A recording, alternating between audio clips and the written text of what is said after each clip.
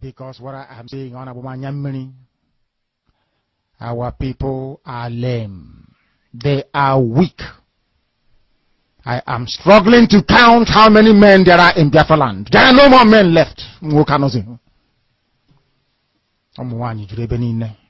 Weak, docile, and imbecilic. Weak. I don't know how we can take such people to war. I don't know how we can take men who are not men into battle and win. I am ashamed. Very, very ashamed. Nonetheless, we must preach this very gospel because man did not ask us to come. Chukwu Abiyama in heaven mandated that we should come. If not, that I was called to do this very work, I will not speak to any of you anymore. But Chukwu Abiyama said this very gospel must be preached, and we must preach it. I have prayed since yesterday up until now. My request is very simple. The same prayer I made in secret, I will make out here in the open. Chukwu Abiyama biko. Since it is your intention that your kingdom will be restored upon this very earth, I need men. I need men. I did not say boys. I said I need men. Those of them that you created to restore your kingdom, they should come forward now, not tomorrow, not next year. Chukwu Abiyama.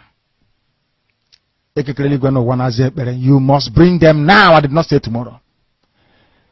Because the insult is too much. It is beyond what any human being can endure. We want to go and get Biafra, or we die in the process, because we are better off dead than witness some of this nonsense going on. The level of insult is beyond what any decent human being can tolerate. They bring their cattle into our land. They desecrate our land. They kill us in the presence of our families and nobody does anything about it. And when the police attend, the police sit idly by as people are being killed by not a multitude of people. Only 4. Only 4 Awasa people can sack an entire village in Biafra land, and we call ourselves men. No, we are not men. Until we redeem our honor. Until we look at integrity and say, we must have a part of it. Until then, to be honest with you. This is Radio Biafra. Now is the time to come forward. I did not say tomorrow. Now, tonight, is the time to come forward. 100 of us, and then we march. 100 and we march. The rest can come later if they want to. I am tired of broadcasting. I want to fight for my country. I want to carry arms to defend the honor and integrity of my country. I want to avenge the death of 6 million people. I want Biafra to stand as a beacon of hope, freedom, and liberty in black world. I want Biafra to stand as a testament to the glory of heaven upon the face of this very earth. I want Biafra to stand because my obligation to the dead outweigh that which I owe to the living. That is why Biafra will stand, and Biafra will come. 100 men, that's all. And we march. The rest can come later on. I no longer give a damn. The disgrace and the insult is too much. We must go and meet our enemies even if we have only machete and hoes. It is far more better for us to go and meet them and die with a semblance of dignity than with this very humiliation which we encounter every blessed day.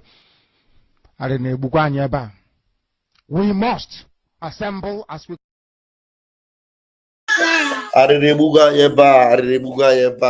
Hey, thank you, lovers of freedom and fellow Biafrans. I greet you all. And this is a joint media broadcast tonight. And this is going to be a space program as the Minister of Information, Mazi Akbarawa Sani, is taking us to the Twitter space to give us updates of what is going on. Very, very important updates indeed. And I want you to know that the times are tough. The times are tough, but we love it that way because that's exactly what we want. And everywhere is boiling is what we want, because it has to boil for the zoo to be done, and then for the zoo to be completely eaten, and everything about the zoo will be closed. The zoo must become a closed chapter. Yes, a closed chapter indeed. Yes, so it has to be. There are so many updates that are going on, and I want to tell you that because the weather is not very friendly here in Italy, so things are not normal. By the grace of God, tomorrow, Vam will be active by the grace of Chukwukabiam. So, but tonight, as we wait for our Minister of Information, Mazi Akbarawa Sani, please hit the like button, hit the share button, and I know that a lot of you are joining already. So while I will be waiting for Mazi Akbarawa Sani, I will just go to his page and play some of the updates that are there. Please make sure you are following us on Twitter. Make sure. Nandi, what is this? Don't disturb Daddy. Make sure you are following us on Twitter. Make sure you are following us on the X handle, because that's where it is happening. Everything must be boiling. Everywhere in the zoo must be boiling. You see this Uromi 16, the Uromi bonfire. The bonfire in Uromi, it has triggered what will end Nigeria. This bonfire in Uromi, it has triggered what will end Nigeria. And I am Vam. Many of you do not know I was born in Uromi. I know Uromi like my back and forth. Uromi, where that thing took place. I was born there. I had my secondary education there. Every education I have in this world, I had it in Uromi. I can speak Uromi language very, very well. I understand Uromi even more than Biafra land. I mean, more than Igbo land. Uromi is Biafra land. I'm sorry. I understand Uromi very well, more than my own village in Biafra land. Somebody help me, please. Help me with that thing. Oh my God. No, help me with the soft one. That one. Yes. Yeah. I understand Uromi very, very well.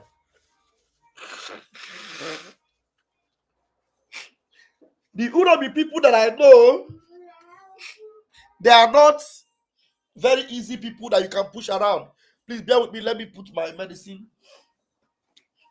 and so that I'll be able to talk very well. Oh my God.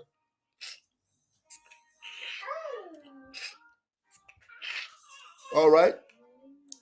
You see, in Uromi, that is where Nigeria will close. The closed chapter of Nigeria will begin from Uromi. Yes. Tell them Vam said so. I know Uromi. Uromi is not like any other parts of Biafra land.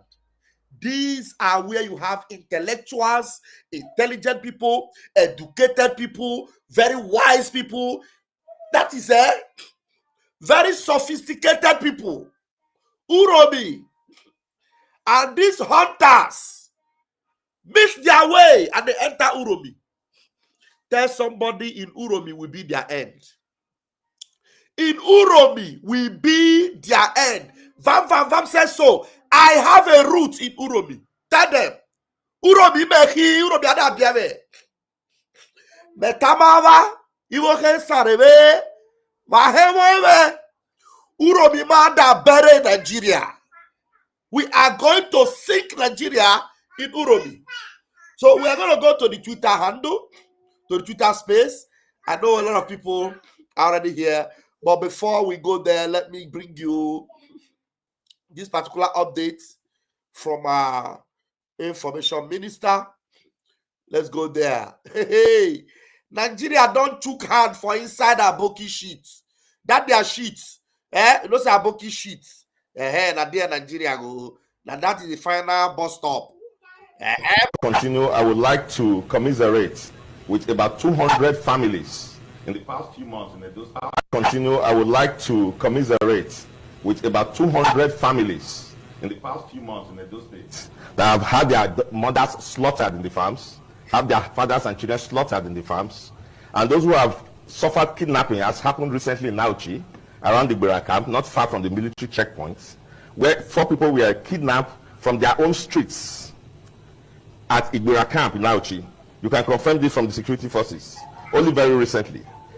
We have videos, and I have a lot on my phone now, of farmers who have been slaughtered in their farms. There's a camp in Ovia here. It's just a farm settlement. It's a camp. The people were sleeping at night, and then herdsmen or terrorists, we shouldn't actually be using the word herdsmen. Terrorists went to those camps, slaughtered them in the night. We have about 7 dead bodies lying there. And I'm telling you things that have happened within the next. Why is this thing hanging now? What is this? Oh no, what is this now? Why is it hanging? Went to those camps, slaughtered them in the night. We have about 7 dead bodies lying there. And I'm telling you things that have happened within the next. Oh no, I don't like it. Why is this thing hanging now? Why is this hanging? Or maybe I need to download this video and play it. Why is this thing hanging? Oh, I needed to play that video. Why is it hanging? Yeah, I will need to download it and play. I don't know why it's hanging from Twitter. Last 1 month now, burnt down some part of their houses. We have video there of Foolani herdsmen and terrorists entering into farms and uprooting cassavas that people have planted and are waiting to harvest for this season and feeding them to their cows. And then those who dare to challenge them have been slaughtered. So for the 200 families in Edo State that have been slaughtered in the past 3 months, we commiserate with you. Now we know that we have north and south, because the language I hear from those who are condemning is south and north. It is no longer what happened in Edo State, it's what happened in the south and what happened in the north. So you see, so now you see that if anything happens to these marauders, if anything happens to this bunch of blood-sucking demons, if anything happens to this, that is ignoble criminal hunters, if anything happens to them, that is when you will know that Nigeria is divided into 2, north and south. Everybody, whether you are in Yoruba land, whether you are in the Middle Belt, whether you are in the Biafra land, they consider you all south, north and south. That's exactly the narrative they are bringing. So if anything happens to them, they'll say they are going to go after the Southerners. And the Southerners include both Oduduwa, Biafra, and Igodo, everyone. But this one, I love the heat that is going on. Some people come and say, jungle justice. Is Nigeria not a jungle? Everything about Nigeria have always been jungle justice. And who are the people bringing jungle justice? These same marauders. So if you give them jungle justice, is it a new thing? Have they not been giving us jungle justice all these years? So what are you talking about? All the videos. In fact, there is one of their videos. If you see all the videos they are making, if you see the threats coming from them, if you see the way they are talking, and one of them even came boldly and said that the buying of Deborah is different from that one. That they buy Deborah because he insulted their God. And I love it. You know, Very Dark Man was before trying to be a nice guy. But now Very Dark Man say, if now war, we go fight the war. We like the way it is boiling. Everywhere is boiling. Everywhere now, everywhere is heating up. Heating up. Now, let's listen to this man that is talking so that we will be able to go to our information minister and join him on the space. We commiserate with you. Now we know that we have north and south, because the language I hear from those who are condemning is south and north. It is no longer what happened in Edo State, it's what happened in the south and what happened in the north. So we find solidarity when it comes to anything happening to people in the north. Are you seeing the video they are playing in the down in the below this man that is talking? The video they are playing is a Foolani man who enter inside somebody's farm or put the cassava and is cutting the cassava for his cow. Cassava seed, not cassava leaf. The cassava tubers of cassava, cutting them into pieces for the cow to eat. And you tell me that these people are human beings. And then from the north, it doesn't matter what they do. It doesn't matter that what we are dealing with has a history. It doesn't matter that on a daily basis, although people are reporting killings in their farms, destruction of their economy, it doesn't matter. All of that don't matter. As long as it has not happened to those who are from the north, then you have bodies, you have sociocultural groups, you have all sorts of people rising up in condemnation. It is a shame, it is condemnable, it is incendiary. If we react like that and look at things from such selfish prison, you will have war in this country. Because you have families right now who are crying, who are angry, who have lost loved ones to this kind of brutality in the bushes. And now, as I told you, they have entered into the town at Auchi, and we are not having anybody condemning it. Before now, during the Buhari's regime, I remember that we had serial, kind of killings like this. And then when Tinubu came in, there seemed to have been a little stopgap. But it appears that just recently, as soon as we started hearing of the political actors in the north complaining that Tinubu has neglected the north, we are beginning to see a resurgence of this. We understand what is going on. It is happening in Nigeria, it is happening in those states, and we are keeping note, irrespective of all those hypocrisies you see in the press. The people are feeling the brunt, they are losing loved ones, and they are not going to be moved by what you are doing in the press. Let me proceed, please. Did you see that? The heat is on, though. Hey. It is on a boiling point, and we love it. We love it. The heat must continue. Let me check if our minister is live now. The heat must continue. Anybody that wants to slow it down, nobody must slow it down. They never burn you well. I will slow it down. Okay, our minister has come. Let's go and join him.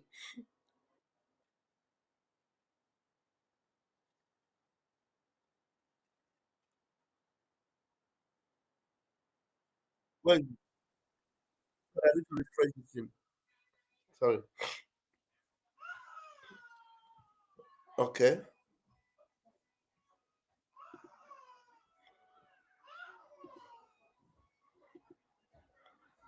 Okay.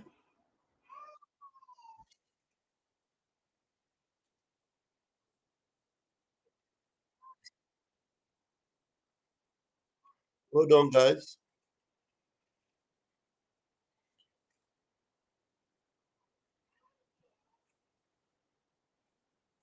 Okay, let's go. Let's go, John.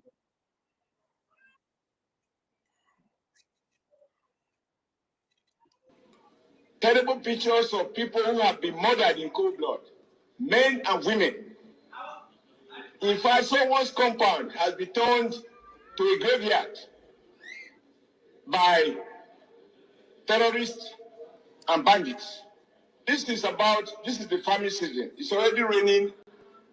Rains have already started in Edo State and I believe in part of southern Nigeria. This is the time our farmers go to farm. And with the level of killings and banditry and kidnapping in Edo State, most of our farmers are now not able to go to the farm. Like Senator Noda stated in the motion, it is not only in Ovia. In fact, it will be more correct to say that the entire Edo State is under siege by bandits and by terrorists and by headers. We have terrible pictures of people who have been murdered in cold blood, men and women. In fact, someone's compound has been turned to a graveyard by terrorists and bandits. This is the farming season. It's already raining. Raids have already started in Edo State and I believe in part of southern Nigeria. This is the time our farmers go to farm. And with the level of killings and banditry and kidnapping in Edo State, most of our farmers are now not able to go to the farm. 16 Dengons. What I know about hunting, and I've gone on a hunting expedition many times. You hunt in a bush in your locality. Correct me if I'm wrong. 16 Dengons. What I know about hunting, and I've gone on a hunting expedition many times.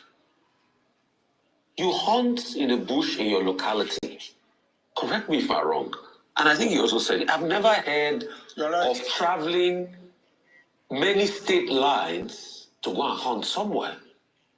It's normally around your locality. Also, where the role of the government comes in, prior to this time, there has been a constant, repetitive action of kidnappers in Uromi. Uromi, around the Ubiaja area, around that Irua area, up till Ikeke. Most of those axes have been inundated by cases of kidnapping. And I know those axes because I traveled around there and I know. And the government have not done anything to stem the tide. Hence, even people now trusting the vigilante. Because people trusting the vigilante that have now gone high-handedness, that have not, perpetrated this in a high-handed way, it's a reflection of the fact that the security services of the state have failed. So please help us juxtapose those scenarios. Hunting in a bus, 16 guns, and an area that was initially inundated by kidnappers. What should we have done better? And how, after those perpetrating these heinous acts are brought to book, what should be done to stem the tide of kidnapping in all of these areas? Thank you very much, Rufai. You made a valid point, 16 day guns, but let's look at it from the other perspective.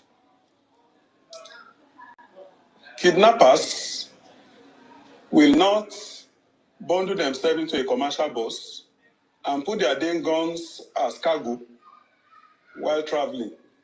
Basic interrogation, where are you coming from? We are coming from Port Harcourt, Elele. Where are you going to? We are going to Kano. What are you going to do? We are going for Salah. So what are you doing with these damn guns? We are hunters. We went to hunt. Even if the story is not credible, at least they have something to say and you could hear them. Hand over for investigation to verify the claims. I am happy you have condemned the killings. It is not justifiable.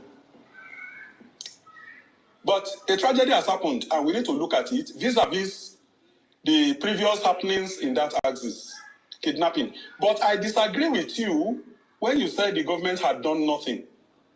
If you go through the records, you will see the head of the security, the state security corps, retired CP Friday Badin, in the recent past, when they combed bushes around that area and also arrested some people who were alleged to be kidnappers. Even though when I read the story and I heard that they were with Dane guns, as I said, these people are hunters, they are not kidnappers.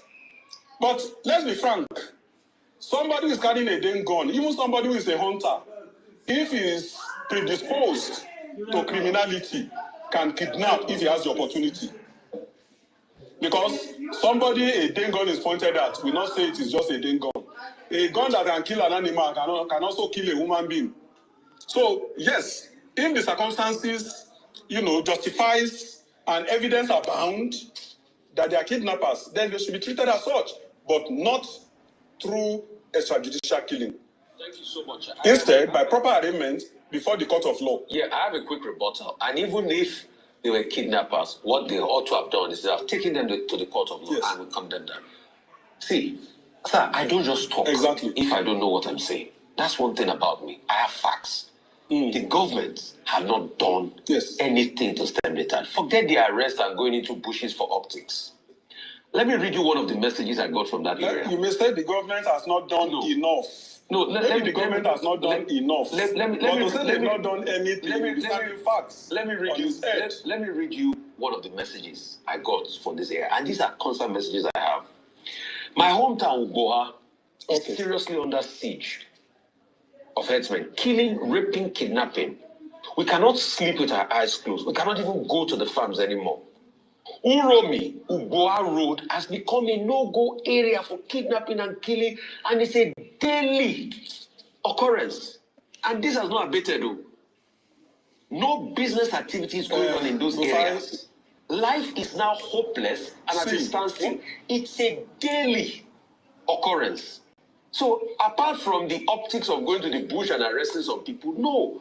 The real problem have not been solved because it's a daily occurrence, and I constantly get reports around that area constantly. People cannot go home.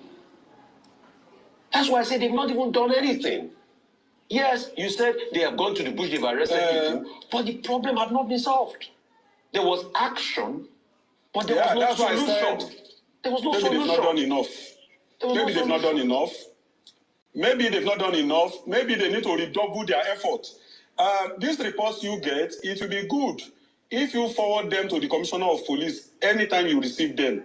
Because the one you receive and you don't forward may not, people may have freer access to you than they have to the law enforcement. With due respect, I also got another one while I was saying this now. Ikeke, around that area, if you go, because I've traveled all those areas, Ikeke is under attack. 5 people have been kidnapped in Ikeke. Okay. So we've not seen a lot, and I keep reporting all of this on my social media channel. So it's out there. Mr. Adeoye, let's stay with the... Please, forward to Commissioner of Police, not on social media. If you want to get results, please forward to the authorities. I've done that many times. Mr. Adeoye, let's stay with the subject of the discussion, which is the killing on the Uromi Ubiaja Expressway. Now, I go back to the point I made about vigilante, all kinds of unauthorized security outfits. You were commissioner in Anambra State before you retired. Yes. Now, will you say that all these vigilante groups, all these, security outfits not authorized showing up, is because the Nigerian police has failed Nigerians? And then both the state governments and then also other people decide to take law into their hands and commit atrocities with a lot of impunity. If the Nigerian police itself was up and running, would this situation have been the case? What do you think is the problem? Dr. Abati, when you want to assess failure, you will have to weigh what is available against the responsibilities. You have a country of 240 million people and a police force that is just 300,000. From that statistics alone, you know that a lot of areas will be uncovered. A huge segment of the population will be unpoliced. That is one. 2, you look at what are the logistics holding and the funding of these security agencies. It is said to whom much is given, much is expected. So when you want to assess failure, you need to assess what have you put in place and what empowerment is there for them to discharge their responsibilities. Then you weigh it against performance. It is then you can arrive at an objective, conclusion. So I think the Nigerian police is understaffed and underfunded, grossly so. We need to start looking at practical ways. Mr. President has done something in that regard by giving approval for the rapid recruitment of personnel to beef up the strength of the force. I hope that is followed by better equipment and funding so that the spread can be better, the training more qualitative, and equipment enable them to do more than they do currently. Technology is available to enhance performance. If all these are deployed, I assure you, performance will be much better. But coming to the present, I and you, we are in agreement that a lot more needs to be done to enhance safety of life and property across the nation. Kidnapping is a menace in many jurisdictions, not just in Edo State and not just this occurrence. In many states across the country, when kidnapping started in the Niger Delta, way back, when expatriates were the target for ransom, I warned.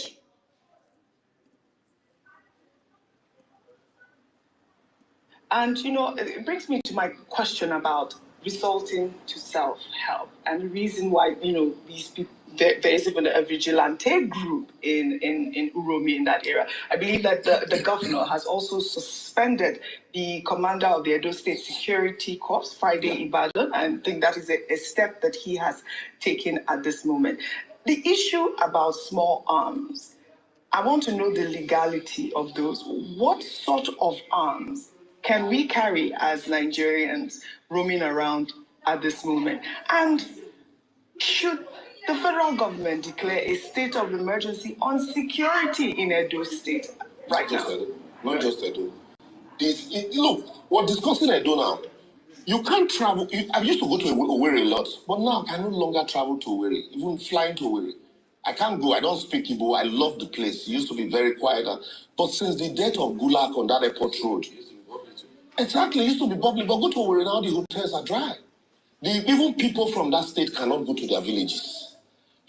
And from recently, I went to, sometimes, some years back, I used to love traveling from Kano to Kazaure to Daura, then Katsina. But today, recently, just last week, there were kidnappings and killings on that road. So it is everywhere in Nigeria. So it is not just Edo State.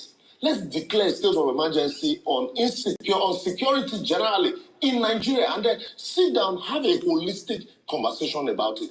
And then the issue of light arms. Yeah. Legally, it is police that are empowered to license, owners of light arms. But with the proliferation of arms, and then in some cases, you see headsmen carrying AK-47, and they tell you because people are attacking their cows.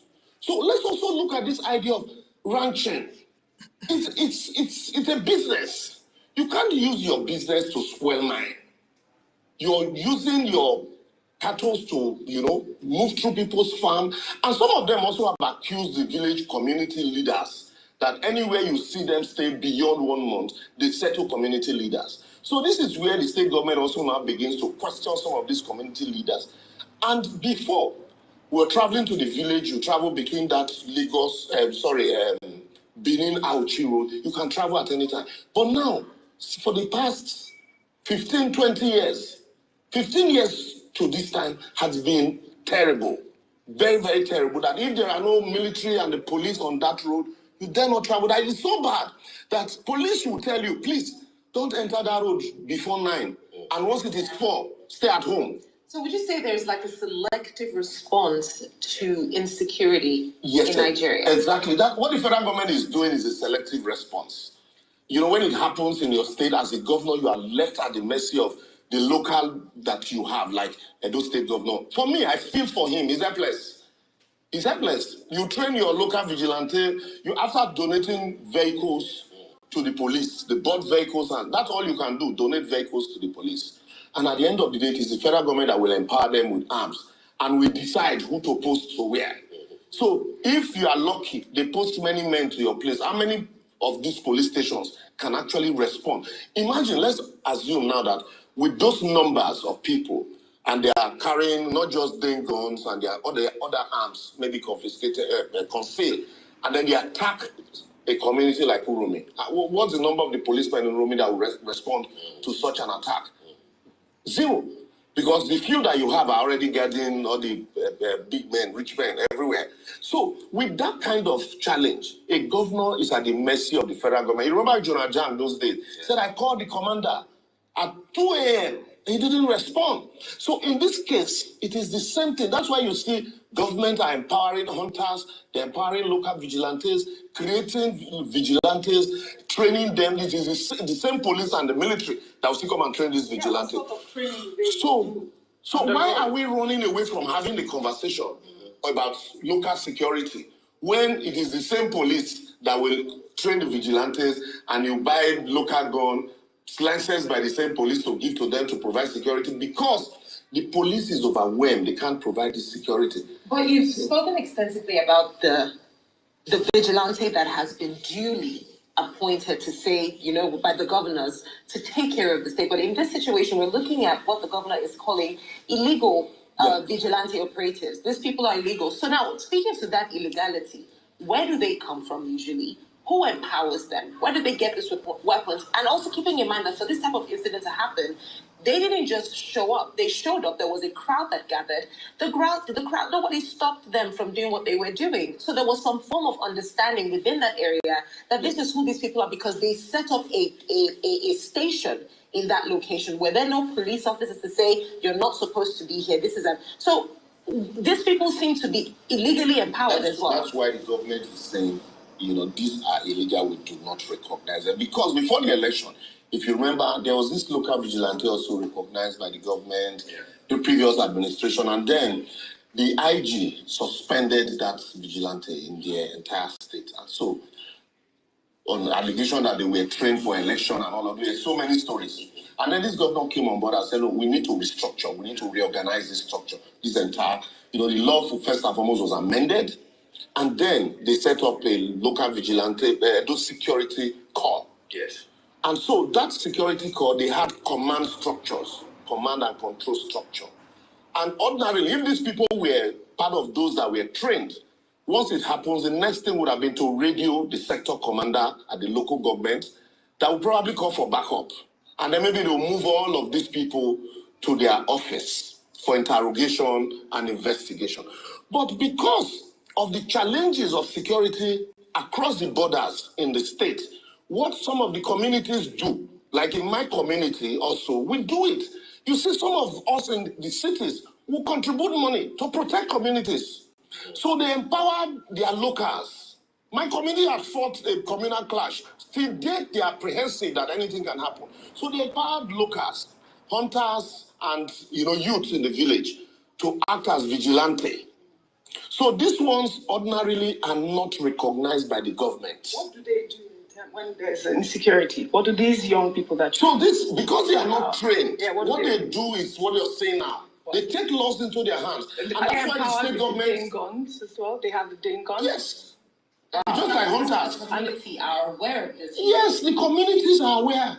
Just like that hunters is the legality that I asked you. That's the illegality. You have not answered that question. That's the illegality that the government is talking about. And that's why even the commander of the corps... I'm talking about small arms. Yes. Yes, go ahead. So that's why the commander of the security corps is also suspended for failure to rein in all of these small illegal, because it's supposed to be his responsibility to do all of that. But sometimes you can be overwhelming.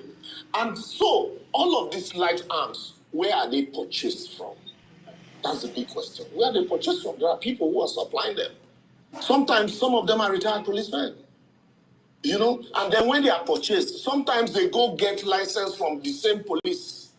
So the police will know that, yes, the license gone for some vigilante, but these vigilantes do not have the connection, the nexus with the state government recognized operatives. So, but I think with this, what had happened now is now the state government is saying, look, you know what? What we have put on ground, we need to truly put our foot on ground and ensure that every vigilante, there is a command and control, that every incident must be duly, professionally handled. And once that happens, I think, and it is across board, not just in Edo, across board in every other state. And then we'll now take that discussion further. Certainly, we'll be able to solve the security challenges to a very large extent because every security is local. Let me deal on that with two questions, Liberals. One would be the vigilante thing.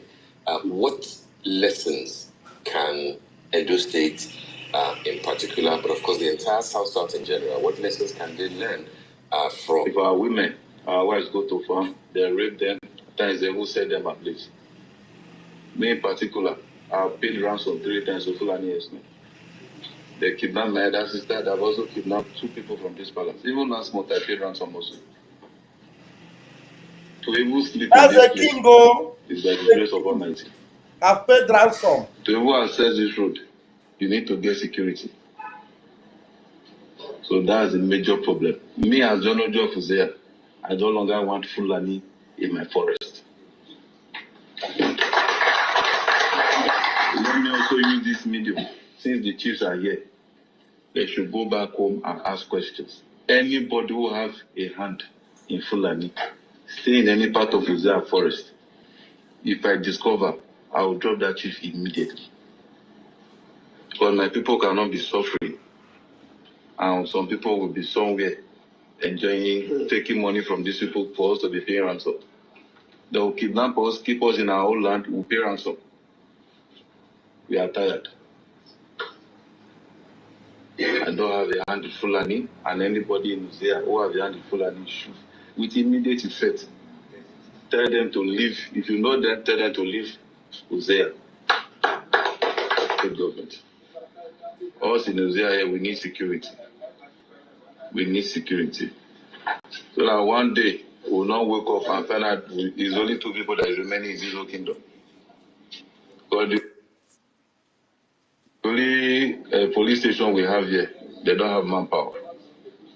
Without the local hunters here, they cannot even effect any arrest. And most of the schools, like I said before, they are not in good shape. Even the one here, the one in front of my palace, that one is very bad. Even the new one, they don't have any furniture inside. They are not using it. So we are pleading. We are pleading they should come to our rescue. We'll be very glad if they can answer us.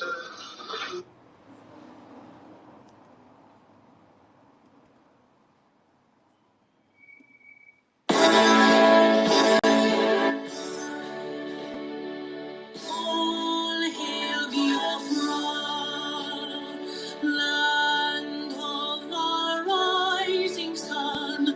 We love and cherish. We have vanquished all enemies. All hail Biafra. God bless Biafra. In him we trust. Shout it, sing it, all hail Biafra.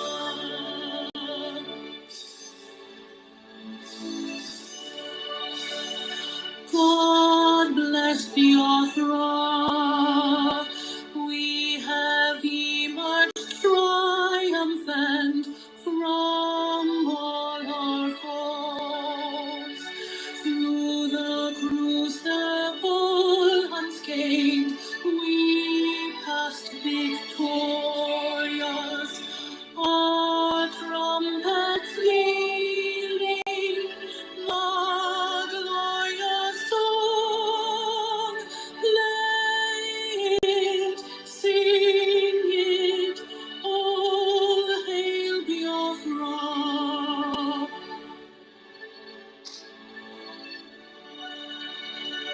All hail Biafra. We shall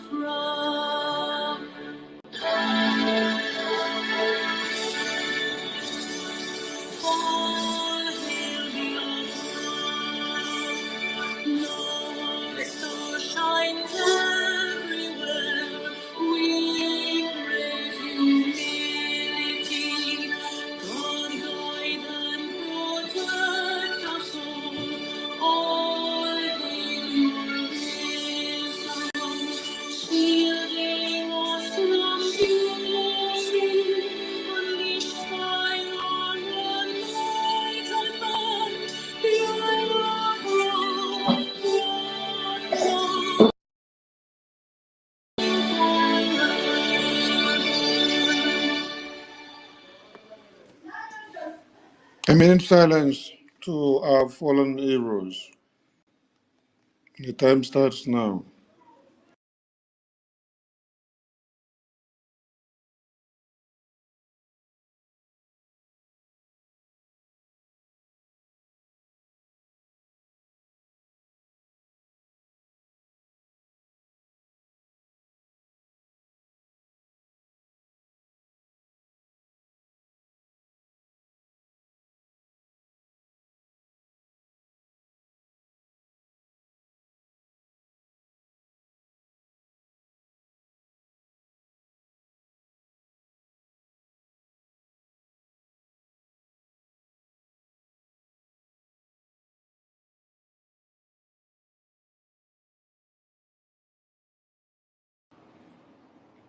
May the souls of our fallen heroes rest in peace, while their spirits continue to spark up the momentum so that anyone slaughtered by the Foolani terrorists in the cause of our freedom, their death will not be in vain. We shall revenge their death to the last man standing, and we will liberate Biafra. He said, he said, he said. Warm greetings from the Biafra Republic government in exile and the de facto in the homeland to all Biafrans all over the globe, to the lovers of freedom and to the enemies of Biafra, and to those that have come in to listen to be able to learn one or two, and to those that want to understand our stand, considering all that is happening in one Nigeria as at this time. There is nothing new that you are going to hear from us, because everything that is happening now is what our leaders have professed, have prophesied, have explained, have exposed, have put out there in the open before this time. Dr. Mai Lafia is also a model to remember.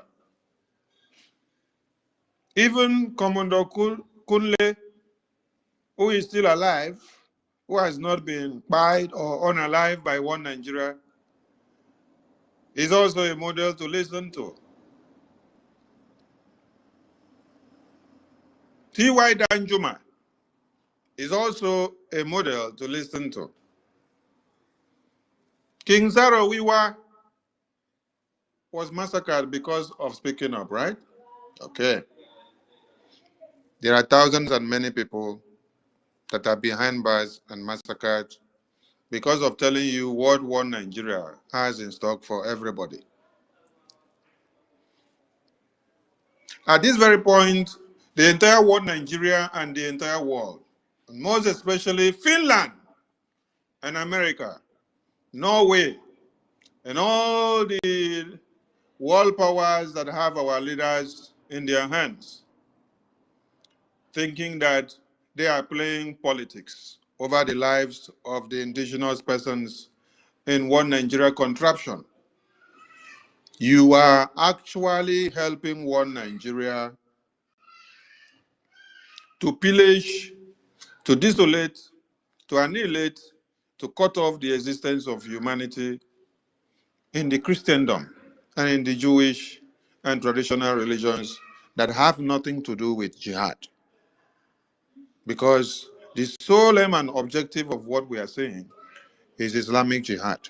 Yes, when you listen to all the testimonies that have come out and all the evident videos that are all around the media, the lamentations, the gruesome murder, and the incessant kidnapping, taking over of communities, as we speak, while everyone is on the news making the rounds of Uromi in Edo State, Benue State, massacre by the same Fulani terrorists is still ongoing.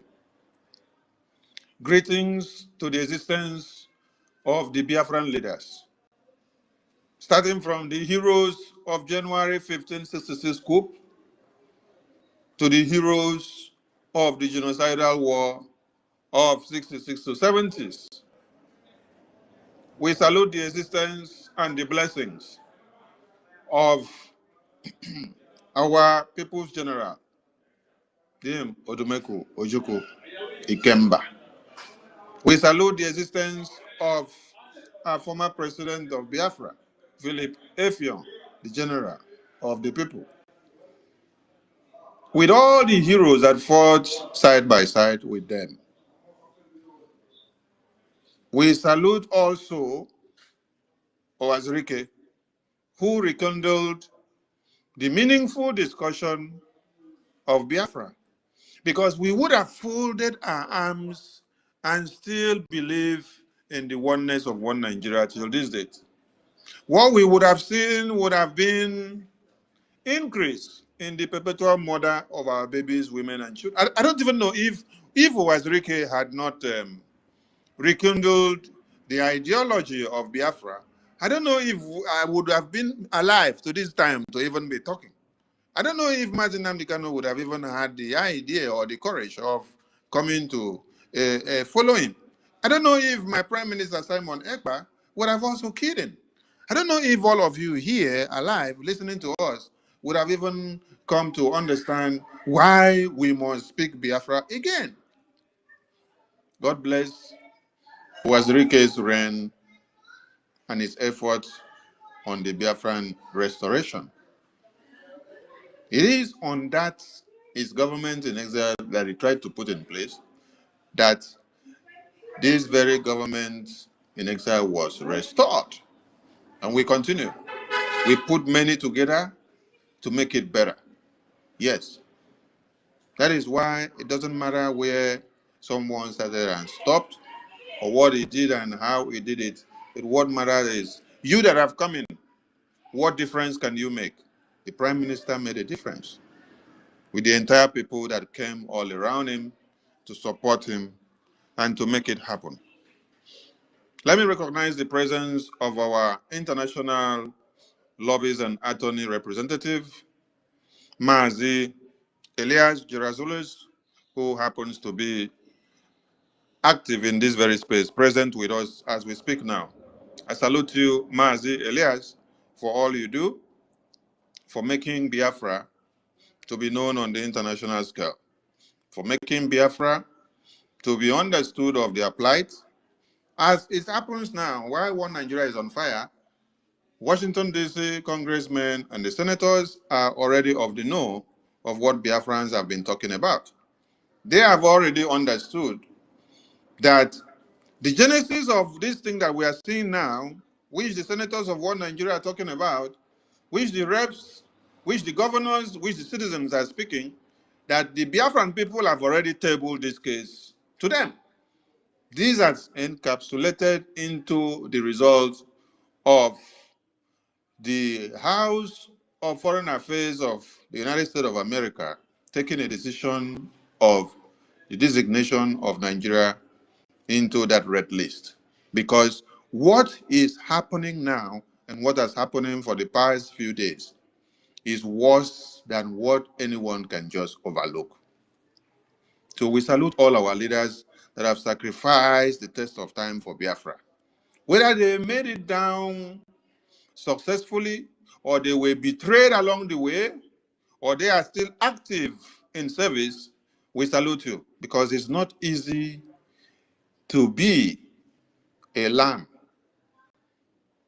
to lead the Biafran people under the contraption of a destructive tendencies of a one Nigeria that we have, where you will make every effort to liberate your people. The same zoo terrorist government will go back to pay off some people behind your back to destroy the effort that you have made. They created a system of hunger, starvation, criminality, a system that is incapacitated so that they will make you to become a pauper. You come back begging, begging, begging, so that when they now come to offer you bread, while you had longed for shawarma. Because you see bread as an option, you will rather take bread and then forget about a shawarma. Because for the past 10 years, you have not seen biscuit. So if you're not given a bread while you were longing for a shawarma, what will you do? You will run for it. So we salute our leaders. We come down to our supreme leader. Our supreme leader was kidnapped. We want the international community to, at this point, understand and remember the reason why our supreme leader, Martin Amdekano, was kidnapped. Our supreme leader was kidnapped because of telling the entire world, because of telling the entire world, Nigerian people, because of telling everyone, most especially the Christendoms, that the Fulani terrorists have gathered, that they have made a decision to Islamize one Nigeria and everything in it. These are the reasons why our leaders were detained. This is the reason why Mazen Nnamdi Kanu was kidnapped in Kenya. He did not steal anything. He did not beat anybody. He did not destroy anybody's property. But because he took the bold step of telling the entire people of Nigeria that the Fulani terrorists have grouped and regrouped, and they have colluded with the one Nigerian military personnel that call themselves, who are the same likes of the Islamic jihadist terrorists of the Fulani extract. If they should ask one Nigeria, why did you kidnap Martin Nnamdi Kanu? The only thing they will tell you is because he is telling them that they should have Biafra and that Fulani terrorists is around everywhere. But today, it is the reality of the day. They committed international crime by going all the way to Kenya to kidnap our supreme leader, Mazen Nnamdi Kanu. They lock him up after they kidnap him in Kenya, beat him for many days, detain him, and then later weeks him masked and chained down to one Nigeria. Till today, he is in detention, incarcerated, confined to a one room, where not even the lawyers can see him at their convenience, where there is no private client to client or client to lawyer or client to attorney free conversation medium without being monitored by one Nigerian terrorist government. There is none of such granted to him. The same t-shirt, the same trouser, the same panties, the same singlet that this very man wore when he was kidnapped in Kenya in 2021, June, is the same dress code that he has on him till date. His eyeglasses, his lens that was destroyed during the altercation and the massacre, which they wanted to do to him, his eyeglasses or his a lens was destroyed, and up to today it has not been restored. Many wonder how he sees and how he's able to even read when they saw him read from the courtroom. Another shocking thing that people should understand is that those same books or slips that you saw our supreme leader read in the courtroom, he was never allowed the permission or the audience to peruse through those slips. He was never allowed to go through those pamphlets that you saw while he is in the DSS custody. But when the only time he has the time to go through those things is when he appears in court, because when the attorneys and lawyers come to visit him, they don't allow them to even hand a pamphlet to him to go through or to read. So he doesn't know what they are bringing up against him tomorrow in court, what his attorneys and lawyers are filing to contravene whatever that is coming against him in court.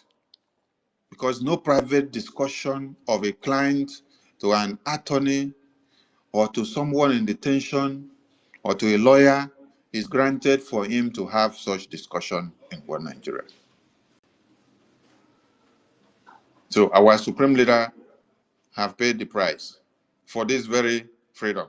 And not just for this freedom, but for the entirety of one Nigerian people. Yes, because the massacre that happened everywhere in one Nigeria, this our supreme leader has preached, educated everyone in one Nigeria about it. But they ignored him. Rather, they planned to kidnap him. Because they thought it is all about Biafra ideology. They forget that we don't only speak Biafra, but we speak the freedom of every indigenous persons in one Nigeria. Those persons that were originally born and their ancestry were in the Nigerian enclave, not those ones that migrated from the Sahel to come in and usurp opportunities that were never theirs.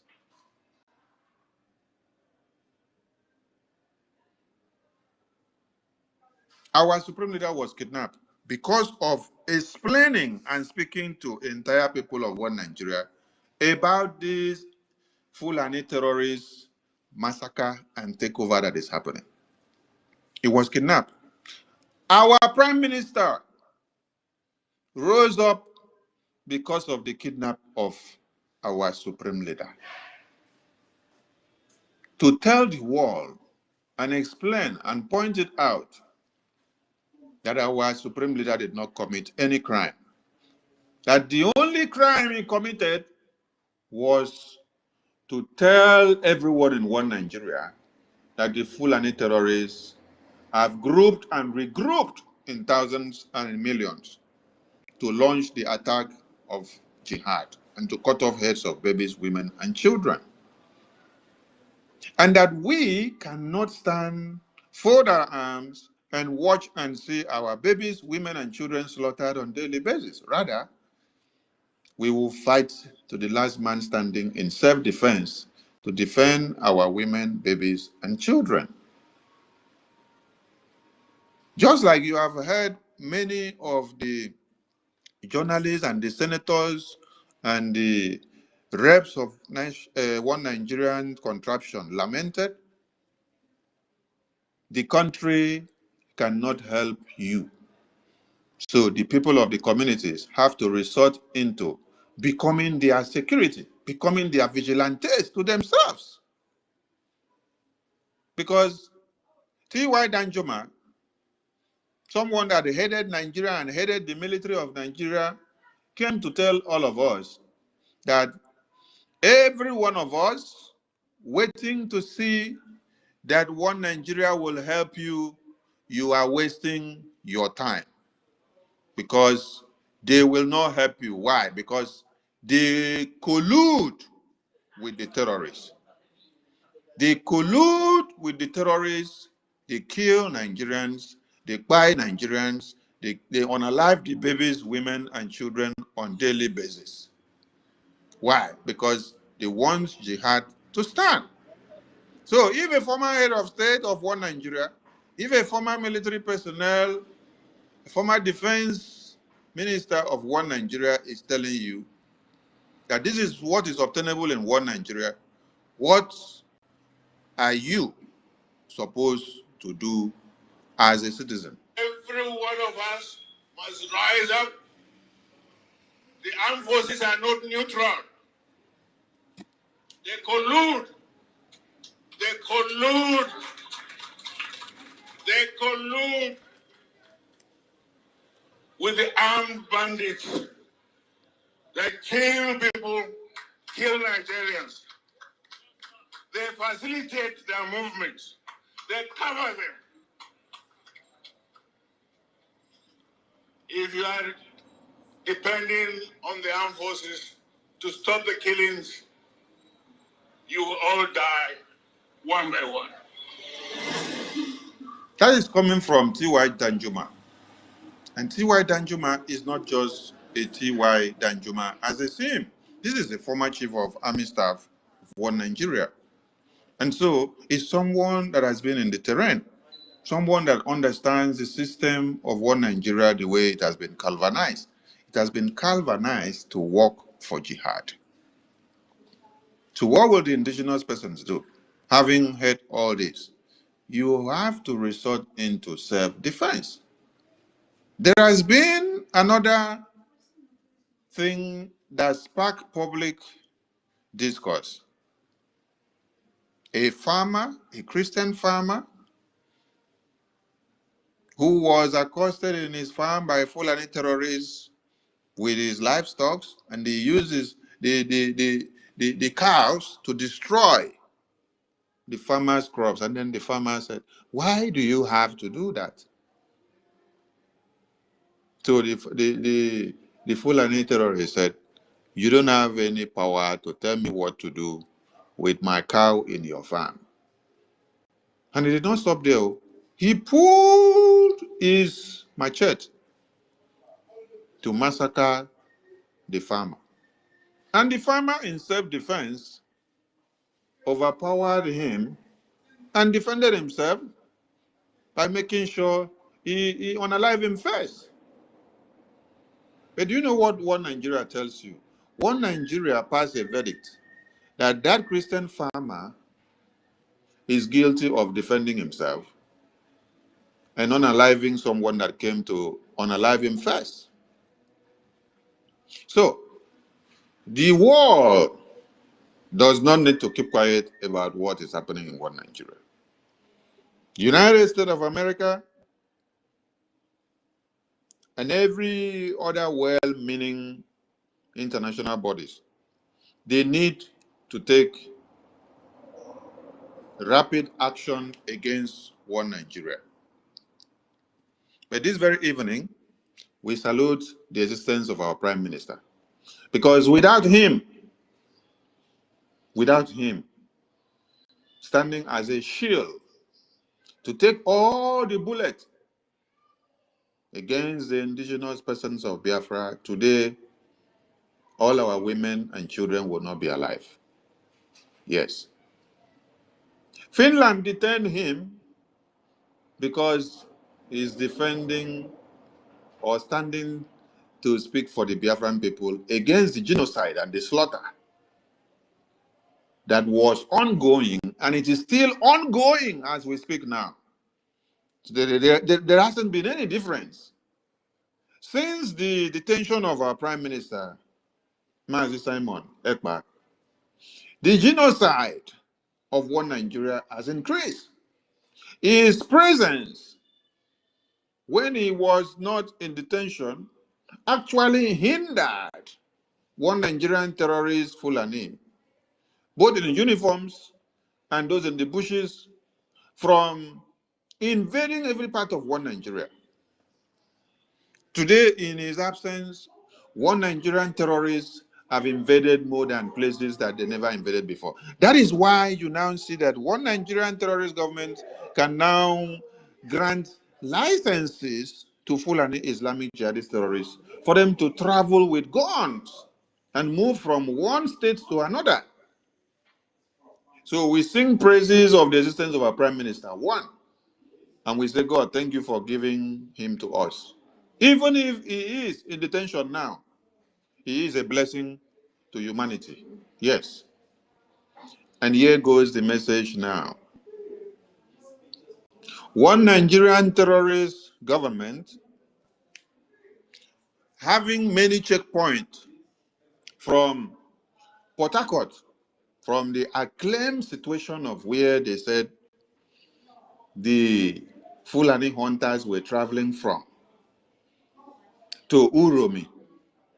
If you go and check your map, I want everyone to go and visit their map as we speak now, because I posted out a map yesterday. I posted out that map so that Biafrans will go and start looking at something and then study to see what is actually happening. If you are to move from Port Harcourt to Uromi in Edo State, Port Harcourt is in River State, all rivers, where Wike and the other man is having their quagmires in politics. If you have to travel from Port Harcourt to Uromi in Edo State, I tell you that if you're going with a car, you will use If there is no traffic on the road, if there is no traffic on the road, you will spend 5 hours, 23 minutes. There is no train moving from there, so no calculations with train. Then if there is traffic, then just calculate that you may spend up to 8 hours or 10 hours, or even the entire day. Then if you're going with your foot, you will spend 2 days moving from Port Harcourt to Edo State, Uromi, precisely. Now, for those of us that are only in within Abia State and Akwa Ibom State, all Abia and all Akwa Ibom, when you are moving from Abia to Akwa Ibom, you will see that it's not up to an hour. But you will calculate and tell me how many military checkpoints that you have. How about somebody moving from Enugu to Imo State? How many checkpoints will you see? When you even listen to the journalist that was speaking, the journalist told you how rough the roads are. How rough the roads are. That there are so much of reportage of kidnappings by the same Fulani terrorists. Please, those that speak grammars very well, don't expect us to be speaking too much grammar. We are not from English school or English class. English is not our language, okay? It's a borrowed one. So don't expect me to have all the dictions correct, because most of you normally come to tell my prime minister that he does not speak English well. He does not have all his dictions correct, okay? So I'm not here to do grammar or lecture. The way you hear my English like that, take it like that. So don't expect that I must have all the dictions correct, okay? I know be English teacher, I beg. And I'm not staying in America or UK. Even those that are in America and UK, they are English. Now the one way they speak for motor park self. So when you consider 5 hours from Port Harcourt to Uromi, you will calculate how many checkpoints of one Nigerian terrorist military uniforms that you will likely see. So the question now is, what happened to all these checkpoints and the military that were on this road? Did they check the Dangote truck and saw all these rifles and then gave them a pass to continue? That is one question. How many checkpoints are there within Port Harcourt to Uromi? How many checkpoints? After you now calculate all the checkpoints, so tell me, so all the checkpoints from Port Harcourt to Uromi in Edo State, they gave a green flag to the weapons that is carried by persons that they claim they did not give them license? No, that is why the title of this program is that Nigerian terrorist government gives gun license to Fulani Islamic jihadist terrorists. Because if you did not give them gun license, how come they travel all the way from Port Harcourt and they are traveling with weapons, guns, ammunitions of all kinds, with no stoppage, with all the checkpoints that they have checked them? They checked them and gave them a pass. They said, yes, you can continue. Not just a pass, though. A green pass. A green pass. You know what it means for you to have a green pass? A green pass in driving a school is talking about when you are now moving from one territory or boundary to another. That means you have passed one boundary. That is when you're given a green pass. You're not even within one state. You are out of another state. As you're leaving one state to another, you're now talking about the boundary commission. So the checkpoint that they have granted you a green pass that you can move from this boundary to another boundary, and it is allowed with this your weapons. So what message did we get from there? Compromise and accomplices, which goes in line to validate what the former chief of staff said, T.Y. Danjuma, that the terrorists want Nigeria military operatives, that they collude with the terrorists and they work with them and then they kill Nigerians.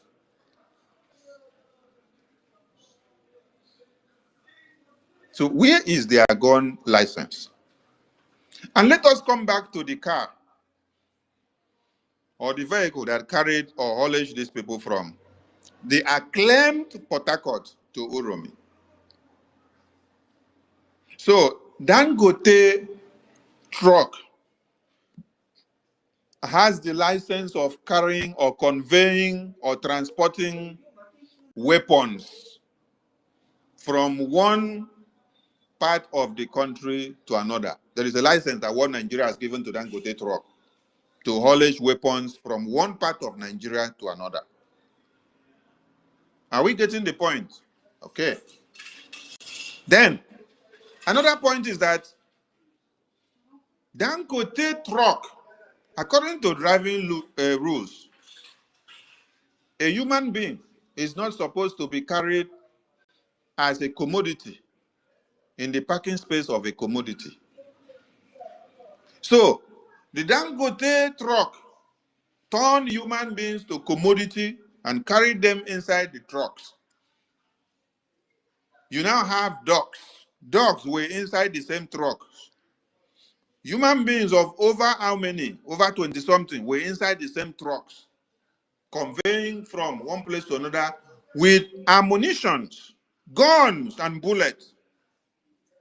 You see, when they were talking, they did not mention bullets to tell you that they were live bullets. I want to ask everybody, if you carry a gun and you are moving from Port Harcourt to Uromi, is it when you get to Uromi that you now go and buy the bullet?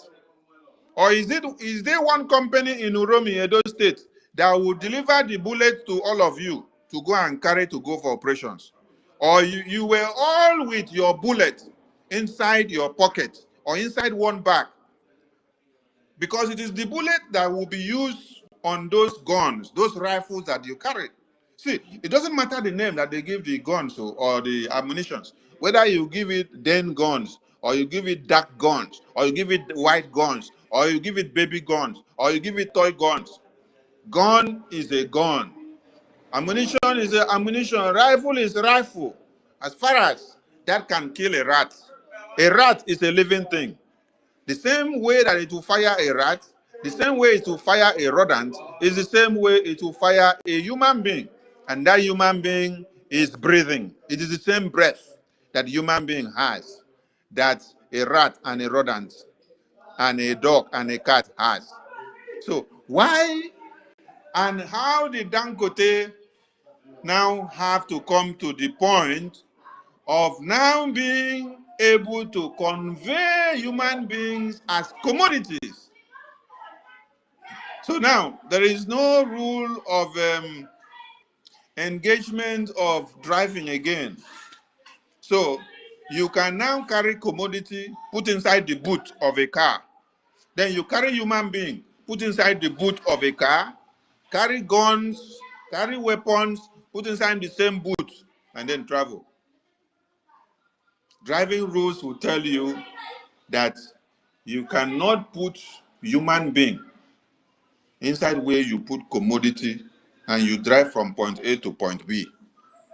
But in this very case, we had that the Dangote truck that was used to convey the Foolani travelers, as they are claimed, all of them were inside the Dangote truck. Dogs were there, human beings were there, and then many other things were there. Then guns and bullets were all there. What do we even know, Seth? What is our problem, Seth? Our problem is that everyone are waking up now to see the reality. And I want to challenge the youth of other states and other parts of one Nigeria. You see, in Biafra liberation now, we are liberating Biafra. The Biafra Defense Forces, the Biafra de facto in the homeland, will continue to liberate Biafra, delegitimize the existence of one Nigerian terrorist until we are fully done with them. Yes, dismember them totally. But you all have a duty to play. Learn a lesson from the boldness of the Edo youth. Also, the elders of Biafra land, I want all of you to also learn a lesson from the elders of Edo State. Also learn a lesson from the senators of Edo State. You see, many of the voices that you have heard speaking out now on the channels television, Arise television, most of them are not Igbos. Most of them are not Biafrans.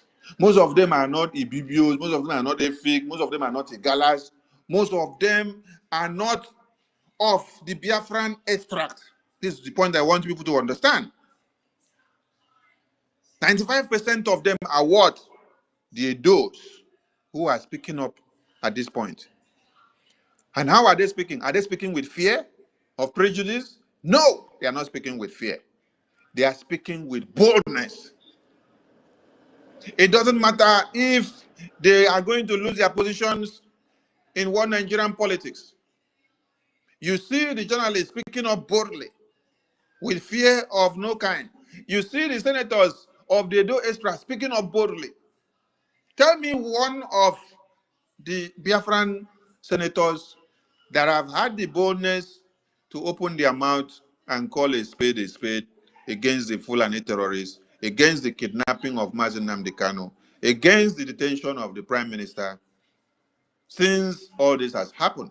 No, they have all been playing to the gallery with one Nigeria because they love their political positions. But you see, the Edo journalists and youth, the Edo senators, as they want to start speaking, they don't look anybody's face because they are the one counting now, telling you how many villages are under siege by the Fulani terrorists.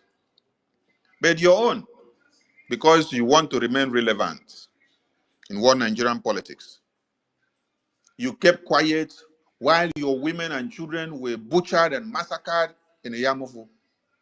While Hope Uzodinma is doing it in Olu, while they are doing it in Umutanzi. While Pitamba is helping the terrorists to do it in Yamufu.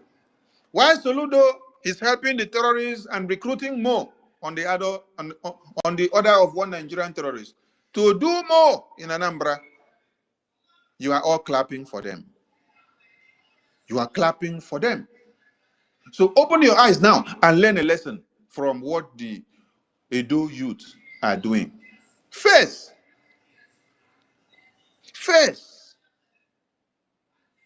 you all will want to hear the best of our speech, right? Okay. The best of our speech is that we condemn justice that is taken without considerations, right? Okay. What is the right word for it?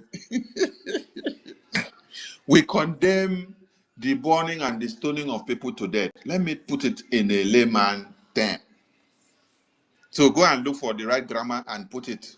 We condemn the stoning and the burning of people in broad daylight to death. As we finish the condemnation, we don't promote somebody invading our lands to cut the heads of our babies, women, and children to death. If there is self-defense to be exercised, ask me why a farmer will defend his or herself when an invader comes in to destroy what he has worked for, which is his own life or our own life. And then he's exercising his self-defense, and one Nigerian terrorist government is telling you, you cannot defend yourself. Allow the terrorist Fulani man to kill you. No. That is why Biafran people have remained provoked. We cannot be classified to be amongst those people that will remain unprovoked while your babies, women, and children are slaughtered on a daily basis. So we condemn burning of people alive in broad daylight stoning of people to death. That is what people want to hear. I have said that. We condemn that one. Yes. Biafran people condemn that one. Public justice. Now, so when I will call them, I'm going to look for the best grammar. I know I use the one way everybody they use all the time. We must always do something different now. Obviously, people will write book can't tell us say you have to pronounce it like this. We can't pronounce it like that. We say we condemn stoning people to death and burning people alive. We condemn them. But we uphold and uphold self-defense because it is the only thing that can keep us alive. So everything that is happening in one Nigeria now will favor the Biafran people. Yes, because we have the same terrorists that is coming into our lands. We are building a defense mechanism. When we have been shouting all these same things for years and years, they called us dot in a circle. They called us online countries.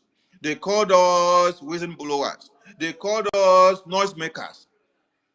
They called us Facebook country, Facebook Biafra. When we have been shouting it and Mazi Nnamdi Kanu preach it, our Prime Minister Mazi Monekpa preach it, they say we are just making noise. But today we love it that the reality is facing everybody.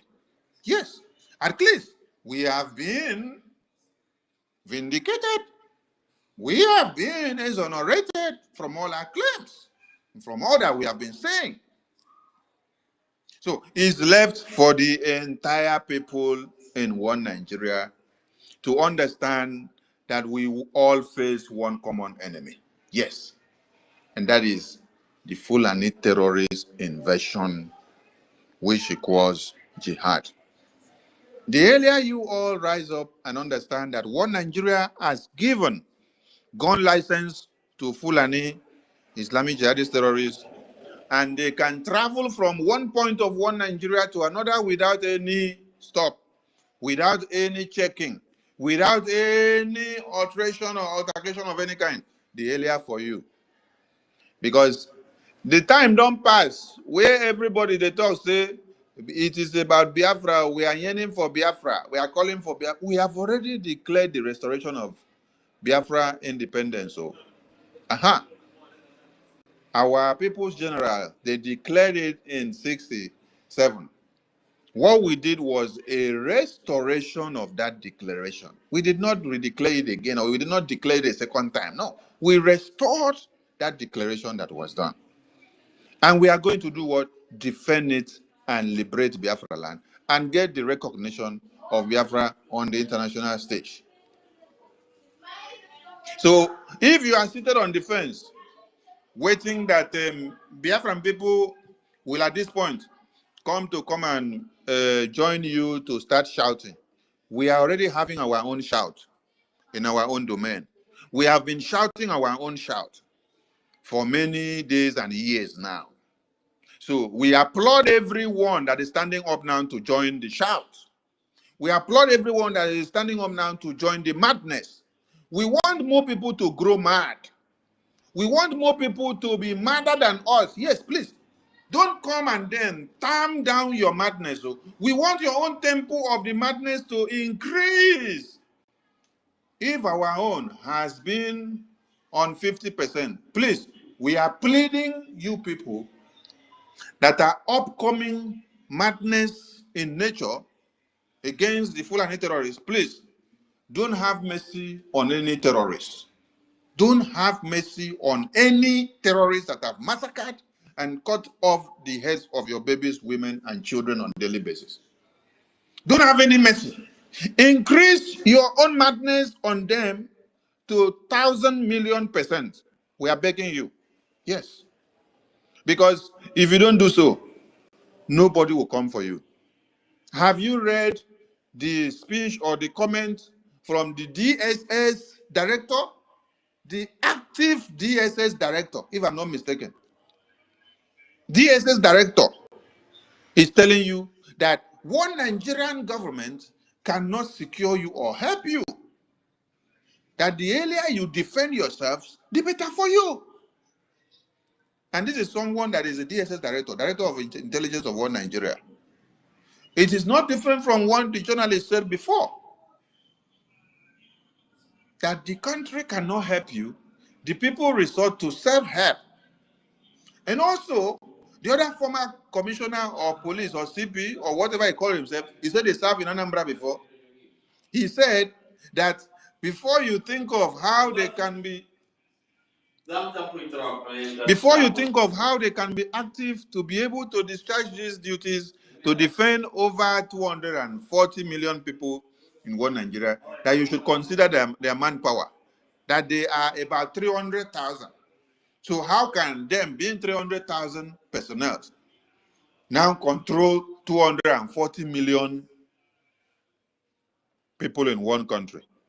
So they are already owning up of their irresponsibility, that they cannot do anything. So you, as a citizen, what is left for you to do? It is not time for you to be shouting, Biafra are criminals again. No. It is not time for you to be shouting, Nnamdi Kanu is a terrorist, is a criminal. Simon Ekpa is a terrorist, is a criminal. Hey, Simon Ekpa is where he is now for a just cause. He's actually there to present to the world the reason why the Biafran people have declared one Nigeria a terrorist state. Because evidences of what he has been saying and what he is doing is coming out. He's coming out now to you while he is there. While he is there in detention. Everything that Prime Minister Simon Ekpa has been telling you people, that you people call him a criminal, a traitor, someone that wants to destroy Nigeria. It is happening before your very eye now. And you're all crying from the north to south, from west to east, looking for a savior. No, Mazi Nnamdi Kanu was a savior who came and gave the prophecy. Dr. Mai Lafia was also a savior who came and delivered the message. But all of you Christians saw Dr. Mai Lafia as someone that just came to make noise. You now ignored Mazi Nnamdi Kanu. Also, you went to sleep. When they kidnap him, you all clap for one Nigeria and say, yes, Mazi Nnamdi Kanu want to come and tear Nigeria apart and one Nigeria. This is our Nigeria, one unity, all in one accord. Mazi Nnamdi Kanu, and this is Biafra ideology and the Biafran people. Oh, these Igbo people. Oh, this is Bibio people. Oh, this Kalabari people. This is Kala people. Hey, this is Gede people. They want to come and destroy one Nigeria. Oh, these Philadelphian people, they say they fight Biafra before they see Biafra. Oh, these Franco Pico people, they come again. Oh, they want to come and destroy Nigeria. And you people all fired all your cylinders against the Biafran people, against Mazi Nnamdi Kanu. So the people that even played the role to see that our supreme leader was kidnapped happened to be one of us, a Biafran also. And I wonder how they will feel now that they see that it is not all about us, Biafrans, that we were a child of necessity. Biafra people actually have been the savior of all of you in one Nigeria now. Without the assistance of Mazi Nnamdi Kanu, let me start from Wazirike after the genocidal war, because they wiped us all off and we remain just small. And we were now given just 20 pounds to now start a life. That is how we, the offspring of those 20 pounds, came out to be alive today to come and rekindle the fire of Biafra again. So without Wazirike coming to rekindle the Biafra, our supreme leader followed, our prime minister followed, all of you in one Nigeria would have been wiped off by these Fulani terrorists long before now. It's because of the awareness that the Biafran people, led by Wazirike, Mazi Nnamdi Kanu, and Prime Minister Simon Ekpa, have created. The awareness that we have created this far is what has kept all of you. As we speak now, and since they have been massacring you since 2012 to this very day, or can America, or can Europe, or can UK, that are actually feeding fat on your flesh, can they come inside one Nigeria to come and start fighting for you? No! What they will consider first is their political gain. What they will gain from one Nigeria, what will make the economy of their own country to be better when they liaise with the existence of one Nigeria. It takes only a decisive and a mind that is set for freedom to be a president of the world that will look into the redemption of the massacres that goes on daily basis in one Nigeria. From all the world president that we have seen, the only president that ever had the courage to summon one Nigerian terrorist president and say, why are you killing Christians? Is Donald Trump. He did it when he was there before. He has come back again. And that is why, as he came back, Nigeria has not even presented their new ambassador to Donald Trump's presidency. They did not even send their delegate to be part and parcel of his official inauguration because they know that he is a no-nonsense president that is going to end their what? Their terrorists, their criminality, their evil against the Christendoms. That is why you saw Nigerian president junketing from the BRICS, going back to ECOWAS, BRICS meeting, ECOWAS, BRICS meeting, ECOWAS. Today, I was seeing another news flying that they are running to go and join the trio of Burkina Faso, Niger, and Mali because they are looking for where to hold on to now. They know that fire is burning, and very soon, Donald Trump is going to put them back on the red list. But before you wait for the external government to put this contraption of one Nigeria on the red list, every indigenous person in one Nigeria have a duty to play. And that duty is not just for us as Biafrans now. We have our own defense mechanism, which the Biafran de facto government and the defense forces in the homeland are doing to liberate and defend Biafra land. You don't sit down to wait for us. Yes, because this is a very big fight that is going to escalate, I'm telling you. So the earlier all of you wake up and face the reality, the better for you.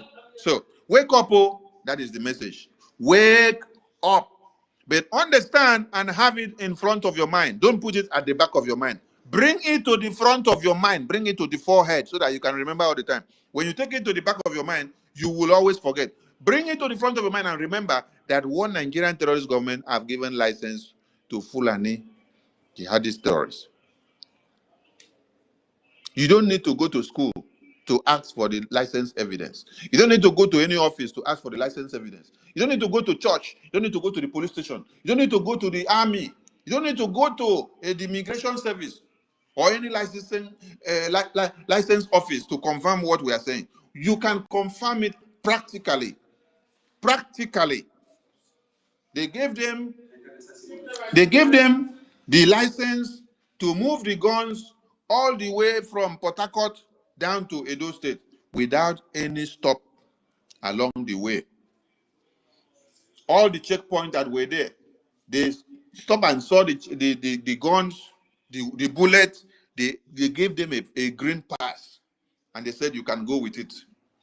Because one Nigerian terrorist government have already told them, when you see the Fulani terrorists coming with these guns and these bullets, do not do what? Stop them. Allow them to go with it because they have the license to move with the guns from one part of the country to another. So if they are given that preferential treatment, tell me why people will not be massacred. What is the idea of giving somebody a gun to move from one state to another? Is it not to be able to use it to kill something? What is that thing they want to kill? You heard them say they are.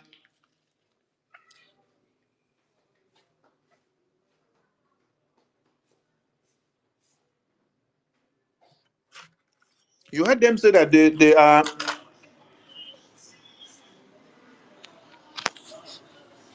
They are hunters.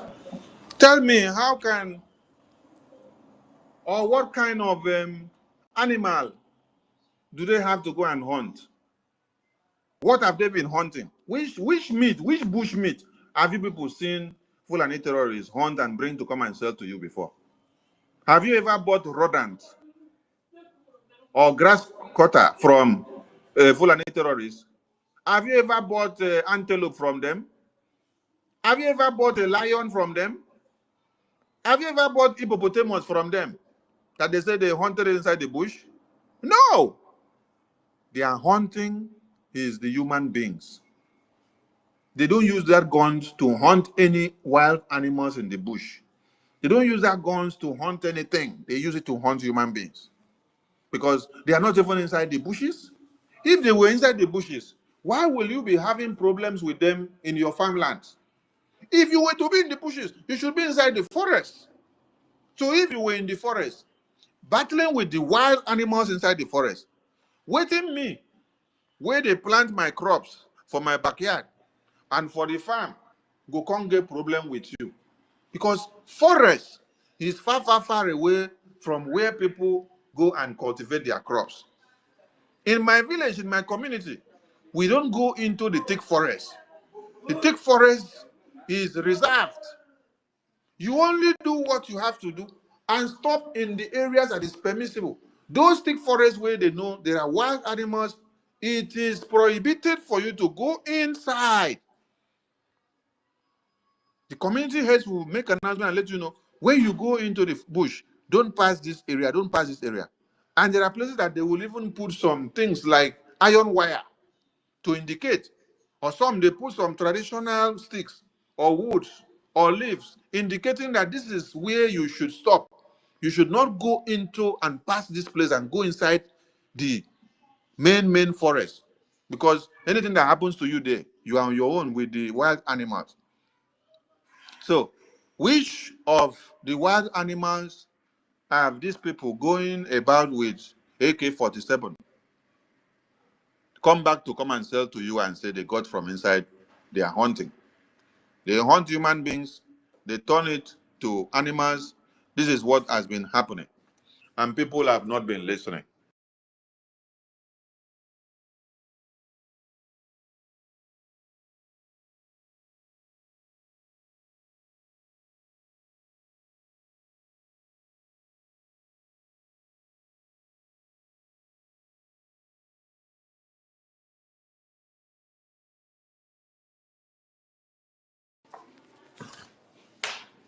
So we look up to see everyone that continue to burn the zoo terrorists, one Nigeria down. Yes. Anything that will bring one Nigeria down, please do it. Yes. Do it in high scale, because one Nigeria is not to save your life, but rather to destroy your lives. So anything that you see that want to destroy your life, defend yourself first. Defense mechanism is activated in all parts of the world. Yes. So don't wait for a government that cannot help you of one Nigeria and then they'll come and massacre you. None of your women and children that have been massacred by these Fulani terrorists can be brought back by the government of the day. This government have not even done anything to defend you.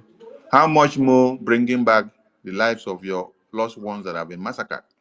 Which of your lost ones have these Fulani terrorists massacred that you have gotten any justice or compensation from one Nigerian government? No. So why is the life of the Fulani terrorists now more special than every life in one Nigeria? They have been killing, ravaging the communities, destroying everything. In Iyamufu, you can see dead bodies. You can see dead bodies in Imo. You can see dead bodies in Enugu. You can see dead bodies all over one Nigeria. The one in Benue is what you cannot even use your eye to look. The one in Samfara, the one in Plateau, the one in Kano, Sokoto. It is still happening as we speak. Even as they have made the R0RI issue a topic of discourse in the media, the issue of the massacre by the Fulani terrorists in Benue, Sokoto, Kano, Kaduna, Samfara, it is on its peak as we speak. But every attention has been driven to Edo State. Why? Because it has to do with the South. Whenever the South has any way and manner to say something, they turn the whole issue now to South and North. Oh, okay. All right. So, Southerners of one Nigeria, please make una wake up. Oh. Wake up and defend yourself. Wake up and defend yourself with everything that you have. Defend yourself. You must defend yourself. You must defend yourself. And this message goes to the R0RI media. You must all understand that the two leaders that we have that are in detention now, that they have done a lot and enough for Biafrans to be free. So we have gone past the time that you come on the media and start telling the world that if the Prime Minister was here, that what is happening here now would not have happened. Web this moment, if you're on the Biafran media, that kind of narrative should change from your mouth, please. Don't put that narrative again out to the media. They are in detention and we want their quick release. So if your teacher have taught you for many years, and then he now said he's going for a break, then within that 1 month that your teacher goes for a break, you cannot amplify anything that he has taught you for the past 3 years. It simply means that you are useless. You have been useless to his teaching, his sacrifices for the past 3 years. You cannot make do with your brain box in his absence. And you're still lamenting if he is here. Oh, if he was here, if he was here. So what has he spent his time and energy to teach you for the past 3 years? What has he spent his time and energy to teach you for the past 3 years? So in their absence, we want to see you increase in your thinking.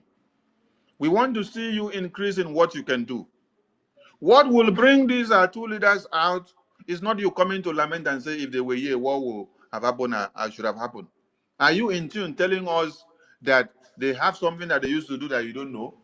And then they have not taught you and then you don't know how to defend yourself? Or will you continue to be lamenting and be crying? If they were here, if they were here, if they were here, if they were here. For how long? Is it if they were here that will bring them out? No.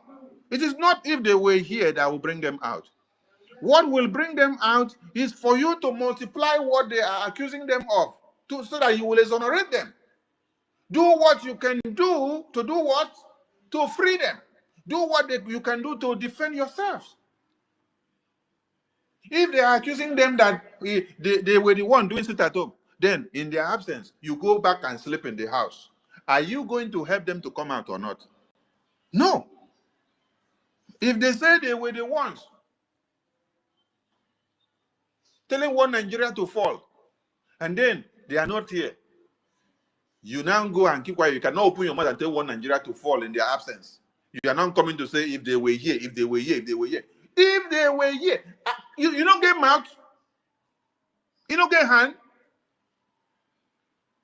Is it your lamentation of if they were here that will bring them out? The more you say if they were here, the more you are telling the people that detained them and kidnapped them that they were right. The more you are saying if they were here, the more you are telling those people that they were right for kidnapping and detaining them. But rather, what you have to do is that go and think and amplify it. We have multidimensional approaches that we have been using against these terrorists. And none of this has been happening with the hands of the Prime Minister or the hands of Mazi Nnamdi Kanu. No, it is the Biafran people that have been doing it. Biafran people will embark on a civil disobedience. Biafran people decided to start doing civil disobedience of sitting at home. It was not the Prime Minister that brought about sit at home. No, it was the Biafran people. All along, far from Mazi Nnamdi Kanu's time, sitting at home has increased and has resisted. Biafran people, when they saw that Mazina, how many of you remember that the first match after Mazina Amikano was kidnapped was in Ikwacha? The first match which Biafrans marched along the street, it was in Ikwacha. They marched massively. And people were like, oh, is Mazina Amikano from Ikwacha? I thought he is from Abia State. Then you understand that it is not about being from Abia, or being from Ebonyi, or being from Enugu, or being from Akwa Ibom, or being from Cross River, or being from Delta or Bayelsa. The people that understand the meaning of the freedom very well is where you saw them starting that opera before other people's eyes were open to understand that they need to do a march. They need to shout. Sit at home started with the Biafran people. And even when DOS said they should stop sit at home, Biafran people said they cannot stop sit at home. It is a tool that they must use to sing one Nigeria and strangulate them for kidnapping our leader. All of you have seen Ngozi Foolani, who identified herself as the enemy of Biafra by coming to kick against sit at home, which Biafran people unanimously decided to sit in solidarity with Biafrans that have been massacred and to help the Biafra Defense Forces to revenge their death. Because Fulani came out and told you people, no sit at home, don't go and sit at home. For what reason? Why must you sit at home? Ignore sit at home. So Biafran people, you have everything to do. Stop coming to the media to use Prime Minister's name or our Supreme Leader's name to lament if they were here, if they were here, if they were here. We want you to do what we have been seeing happening. Not what they have been doing, or they were not the one that were doing it. It is Biafran people that were doing it. So enable the Biafran people to do it with all the resources that they need to do it in the homeland. Yes, that is where your drive should go. That is where your drive should go. Enable the Biafran people. Stop coming for that lamentation of if Prime Minister were here, if Mazin Amikano were here. We don't want to hear that again. Stop validating what one Nigerian terrorist want to hear. No. What you should be telling Biafrans is, Biafrans, our freedom is in our hands. Our leaders were just a stepping stone and a shield that were taking our bullets. At this very point, we know the template. Fund your liberation. Everybody should come out en mass, fund the liberation, so that the homeland, de facto, and the defense can liberate Biafra land. While the exiled government will do more on the recognition of Biafra in exile. These two work together to give us the result of total liberation and restoration of the United States of Biafra. Please, media team, take note of this. And do not entertain people coming to put that narrative that we have pushed away now.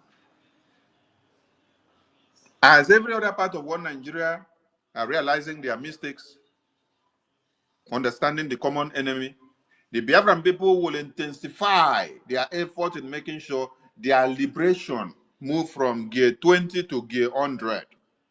That is our message. We want every Biafran to wake up. Our liberation needs to move from gear 20 to gear 100.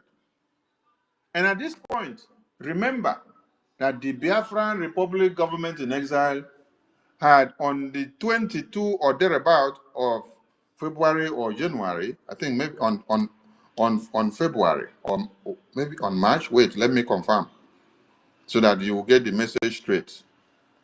I don't want us to make mistakes.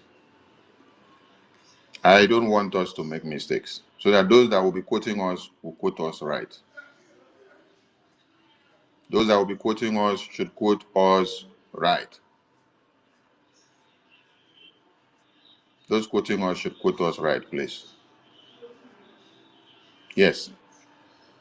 We want Biafran people to remember so that when the enemies are coming, you tell them they should go and think first. They should go and think very well before they come.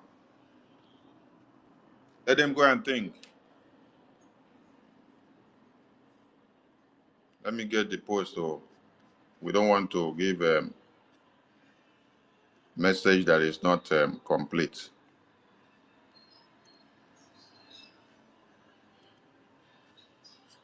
All right. On the 14th of March, yes, on the 14th of March, Biafran Republic Government in Exile had informed every Biafran to get ready for a massive protest in Finland and globally in all the embassies of Finland against the detention of our Prime Minister and our leader, Mazi Nnamdi Kanu. So, this message still stands. And at this point, we love to make one other clarifications. We are not against anybody that organize any protest in solidarity with our Prime Minister. Yes, we support anyone that is going out there to do any protest to support our Prime Minister. Biafran Republic Government in Exile is not against it, because we want all of you to do what you know you can do in your own way to contribute to the liberation of Biafra. But the one that the Biafran Republic Government in Exile had organized, the date will be announced. So for some of you there that think that we are against anyone that wants to do one or two to support the protest in your own way, please, you are free to go ahead and do your protest. We support all your efforts in doing your protest in your own way to also demand for the release of our Prime Minister. We need the effort of everybody to release our Prime Minister. We also need the effort of everybody to release our Supreme Leader. We need the effort of everybody to also get Biafra fully restored. So it is not what me alone will do, or what R0RI alone, or APM, or University, or Midbridge, or Stella, or Aja, HK, or Ife, or Biafra Lizen, Malaysia, or Rage and Fury. We need everybody's hands on deck and every energies from all ends. I salute all Biafrans. The floor will be open for those that want to say one or two. As we move on, we remember that on the 6th, we have, I think that should be Alonso State de facto. Well, let me confirm, please, so that I don't give wrong information. The flyer, if the flyer is not out here, I thought the flyer was out. The flyer of Alonso, wait, let me confirm, please. Okay, on the 6th, yeah, it is Alonso. We have Alonso State de facto town hall meeting. Then on the 13th, we have Aludo State de facto town hall meeting. Then we have here on the 4th. On the 4th is just by the corner. It is the USA North and South town hall meeting. So please, everybody should key in to these programs. All we are doing is to make sure we keep the tempo high, to continue to intensify and to do what we have been doing, which you must see and which the enemies of Biafra must see. As every other places are boiling now in the zoo, our own fire does not need to diminish. Our fire needs to increase. But I think what is happening now is like a point of awakening, a point of exoneration. God wants to exonerate the Biafran people, especially our two leaders that they have held captive now. Yes, God wants to exonerate them by allowing the escalation of the terrorist attack to show up in every part of one Nigeria, so that those that downplayed the reportage before will have reasons to bring it up. You see, everything is happening at the same time. American congressmen are discussing the designation of one Nigeria into the red list. You come back to one Nigeria, you see the escalation of the massacre by the Fulani terrorists coming from the north to the south, the east, the west, and everywhere. So this is going all down to exonerate our leaders in detention, to exonerate the Biafran people for all they have been saying and what they are doing, for their reason of fighting for the restoration of Biafra. So those that did not understand before, did not agree before, with everything happening now, encapsulate all of them.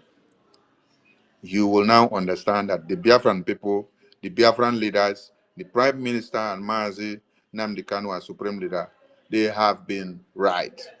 Yes. So, Finland released our Prime Minister. The crimes you accuse him of are all false. Those crimes are being perpetrated before your very eyes now while you lock up our Prime Minister because of your political will, because of your interest in one Nigeria. It is not what you get now that will matter to you, but what you will become tomorrow that people will speak well of. So don't try to please one Nigeria who are on a suicidal slide, who are seated on a time bomb because of your love of the natural resources that you have seen in one Nigeria. It will be unthinkable for the ancestors of Finland to sleep and wake up and see that they sacrificed their lives for Biafran people during the genocidal war, and then their children, which they taught how to also sacrifice for the Biafran people, in their own time now, are the people working to betray the Biafran people. Don't let the good legacies that we have for Finland be thrown into the mud. Alex, stop. It will be a shame that you have grown up to become useless to your ancestors who taught you how to defend self-defense. You are defending and standing to speak for Ukraine. Ukraine is facing the same thing which you described as oppression against a tyranny of Russia. The Biafran people are experiencing and facing the same thing from one Nigeria. The same way that you pamper and project Zelensky as the hero standing to defend his own people is the same way that the Prime Minister Simon Ekpa that you have detained is standing to defend his own people of Biafra against the terrorist attack and invasion that is coming ahead of his people. The evidences are everywhere. And if you need more, you will continue to get more evidences. Because as they break, that is how one Nigeria is unfolding more places of where massacres of Fulani terrorists have happened, which is the reason why all of us woke up to cut off the branches, the roots, and the stems that are connecting our people to become vulnerable and volatile in the hands of one Nigerian terrorist. Let history not speak ill of you as Alex Tapp, standing to speak for Finland. Do the needful and release our Prime Minister. We salute all Biafrans. Rage and Fury, the mic is open, and others that will need the mic, please. Everyone can come to the mic. We'll spend a few minutes and then we'll bring it down. Thank you.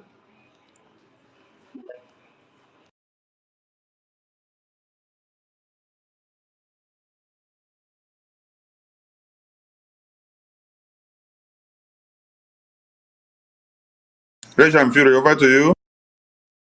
Need more people on the speaker?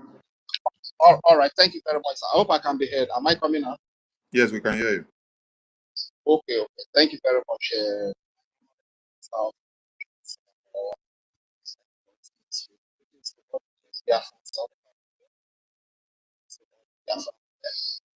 All our leaders, thank you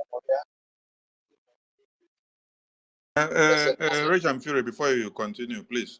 I forgot to appreciate my media team. My media team, thank you so much for all you're doing, keeping the fire burning, because it's not been easy. You have all been sleepless, starting from morning till night. You're all there on the media, doing one or two to see that the energy continue.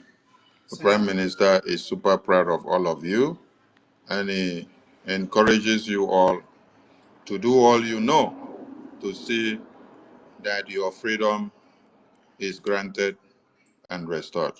Thank you so much. We continue. Regent Fury, back to you. All right. Thank you very much, sir. Thank you. So, my duty to all our leaders, to our father, to his vision, and up to the time of what we implemented, the fire for freedom, and to our leader, Mazi, Kenya, a lot of years up to our Prime Minister, His Excellency Simon Pepper, who stood up to defend us here at home, defend our women, our babies, our children, defend our youth who have been killed and their organs harvested, our old fathers and mothers, that the Nigerian sponsored terrorists, Foolani terrorists, those in uniform will come with their air bombardment and bomb them while they are asleep. And the Prime Minister rose up to send us a special that one, and as well to our acting Prime Minister and to every leader, different department, the military department and the other department, especially the Chief of Defense Staff, staff. So thank you very much, and all the commanders and all the commanders and salute you, and special greetings to our Elias, our lobbyist, Elias Terasuli. He was here before, but I think he has left. Special greetings to serve for that great education that came to us.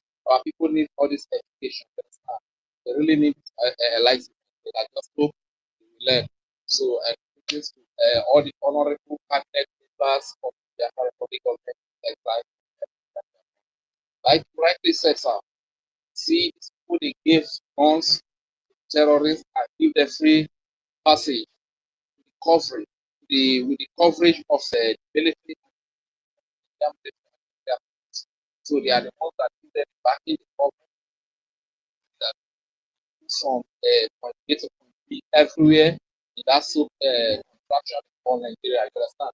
So I've not seen it. I mean, being an speaking Biafra that Fulani went hunting and killed a bushman and came to say, I'm not a So this is the type of hunting just look for innocent people to the head of the Nigerian government just because of the simple of Islamization and jihad. Very, very appalling. That's why we are appealing to our people that we must stand united and fight against, because those that are determined, those that are out to kill us, are very united, irrespective of their colors, irrespective of the language, right from Britain up to the Fulani terrorists, up to the political stooges, in the name of governors, senators, president, and whatever you call them. They are very united in their quest to get us executed, to get us eliminated. This is why we need unity, we need to be united, so as to defend ourselves from the ends of this blood-sucking people. Up to the people that want to benefit when we have been killed, that want to benefit from our resources, like Sealag, like Alexander Storm. They are very united, you understand? They don't give a toss about what happens to us. They don't give a toss if our women have been raped and put incited into their vagina. Alexander Storm does not give a toss. He does not give a damn. You understand? His focus is on the resources that are in their land that have been promised to him. So this is why we stand up and unite and fight against all these evil monsters that are out to kill us, because they are all united to commit all this. And I like rightly said, Honorable, the normal thing that is ought to be done is, since our leaders were accused of incitement and they have been detained, What we are supposed to do is to multiply what they do. What was happening when they were present here with us? You understand? So sometimes when we see the whole place so quiet, it really beats my imagination, because when the whole place is quiet, it's a confirmation that okay, the accusation might likely be true. And one question I keep asking myself is that when our leaders were here, the Biafra Defense Force, they have their materials, their weapons that they were using to defend our women and our children, defend the land of Biafra, defending our people. So does it mean that when our prime minister was called for questioning, they threw away those weapons, or they see that our little effort to make a little contribution, we cannot provide them with granite to make this happen, and everywhere is quiet? You understand? Because the truth is that the result that is coming out even inspires people to want to even be part of the program. You understand? That everywhere just quiet, like it's just a confirmation that this accusation they are leveling against our leaders are true. And we must not allow this to happen. Let everybody in different departments, in the kind of fire that is happening on the social media, let every department put in this fire. Give 110% fire. Let everywhere be hot. You can see those people that are hosting, some of them, they will host it for like 2 days as they go. This is determination. Not that they don't have anything. Sometimes they will leave everything they want to. Let's have this kind of sacrifice to see that this are everywhere is on. We multiply the defense of our land in the absence of our prime minister, in the absence of our leader. We take it like raise to power 3 again, or raise to power 10. On their behalf, then now everywhere is just quiet. So just so my question to you now, Honorable Minister of Economy, is it that with our little effort of contribution, we cannot provide all these defense forces a little granite to chase away all these enemies that invade our territories? Now we begin to have IDP camps in. What is happening? I don't really understand. Thank you very much. That is my question. Or is it that the materials they were used to defend the land, as they called our prime minister for questioning, they threw away all the materials? What is happening even during the time of ESN when they were not well equipped? They were still making this happen. You understand? So what is happening? Those are my questions for you, sir. I yield the mic here. Thank you. I will answer your question. Give me 1 minute, please.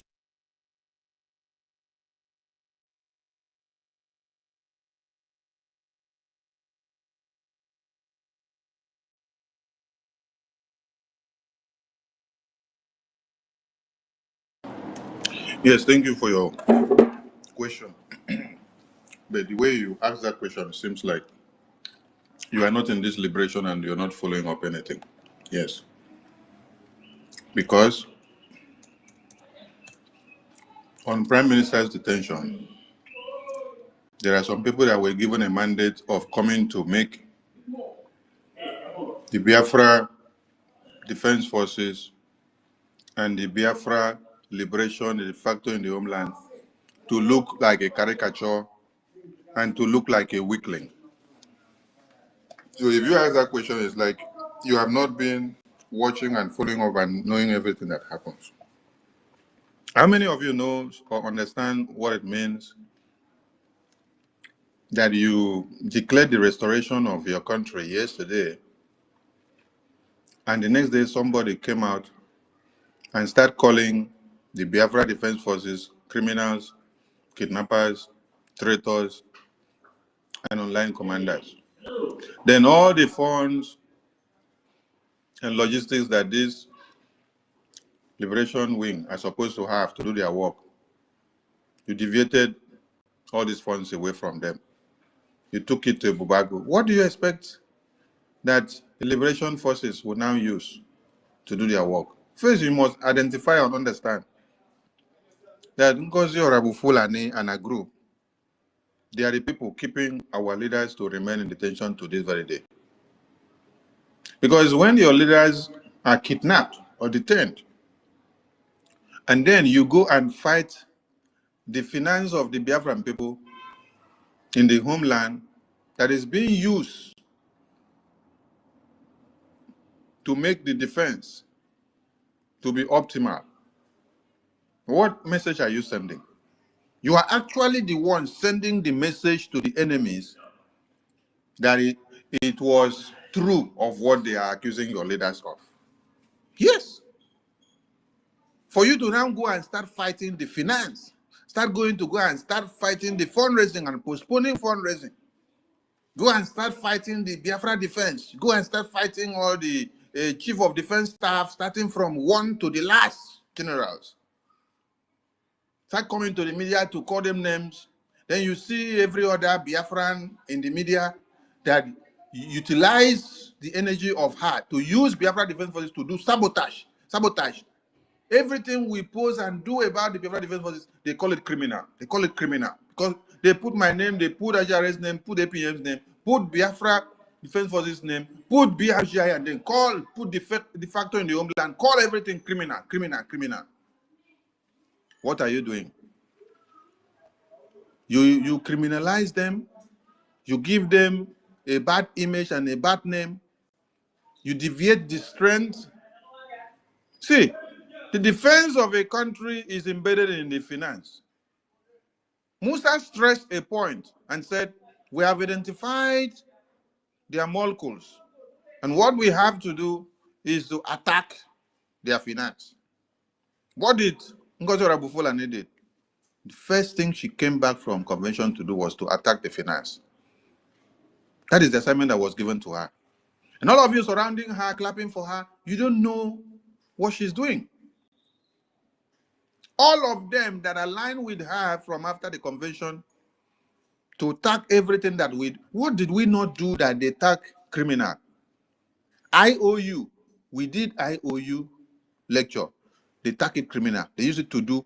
Is it yesterday somebody was playing the video where Ngozi brought Islamic account and then said that our leaders, our prime minister and our supreme leader, that they were working with Fulanis. Then I was debunking that video, that our prime minister, our supreme leader never had anything to do with the Fulani terrorists. Then from that video that I was debunking, somebody was playing that video where R0RI was now using that video to say that I am lying. That I am lying. That the Fulanis are actually helping us. This is a video that R0RI did while she was still with Ngozi, while her brain was not working. So you can, when you listen to this video, you sit down and see and think, is this person okay? You listen to what she was spewing out from that video. What are you doing? You're validating the claim from Ngozi that your prime minister, that your leaders are working with the terrorists. Because you went and brought the Islamic bank account to give Biafrans. And we say, don't use it. We come against it. We pose out the dangers that will come against Biafrans tomorrow.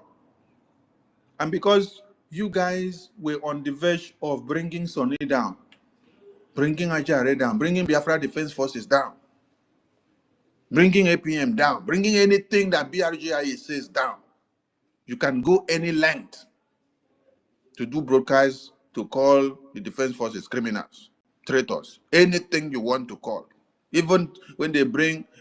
Do you people know why I started this position on Marvelous Arenze? Ordinarily, I don't have time for anybody ranting in the media. The reason why I started this position on Marvelous Arenze is because Marvelous Arenze went to go and bring and do a video of New Mandate website. He went to go and click the website when PM posted for palliative.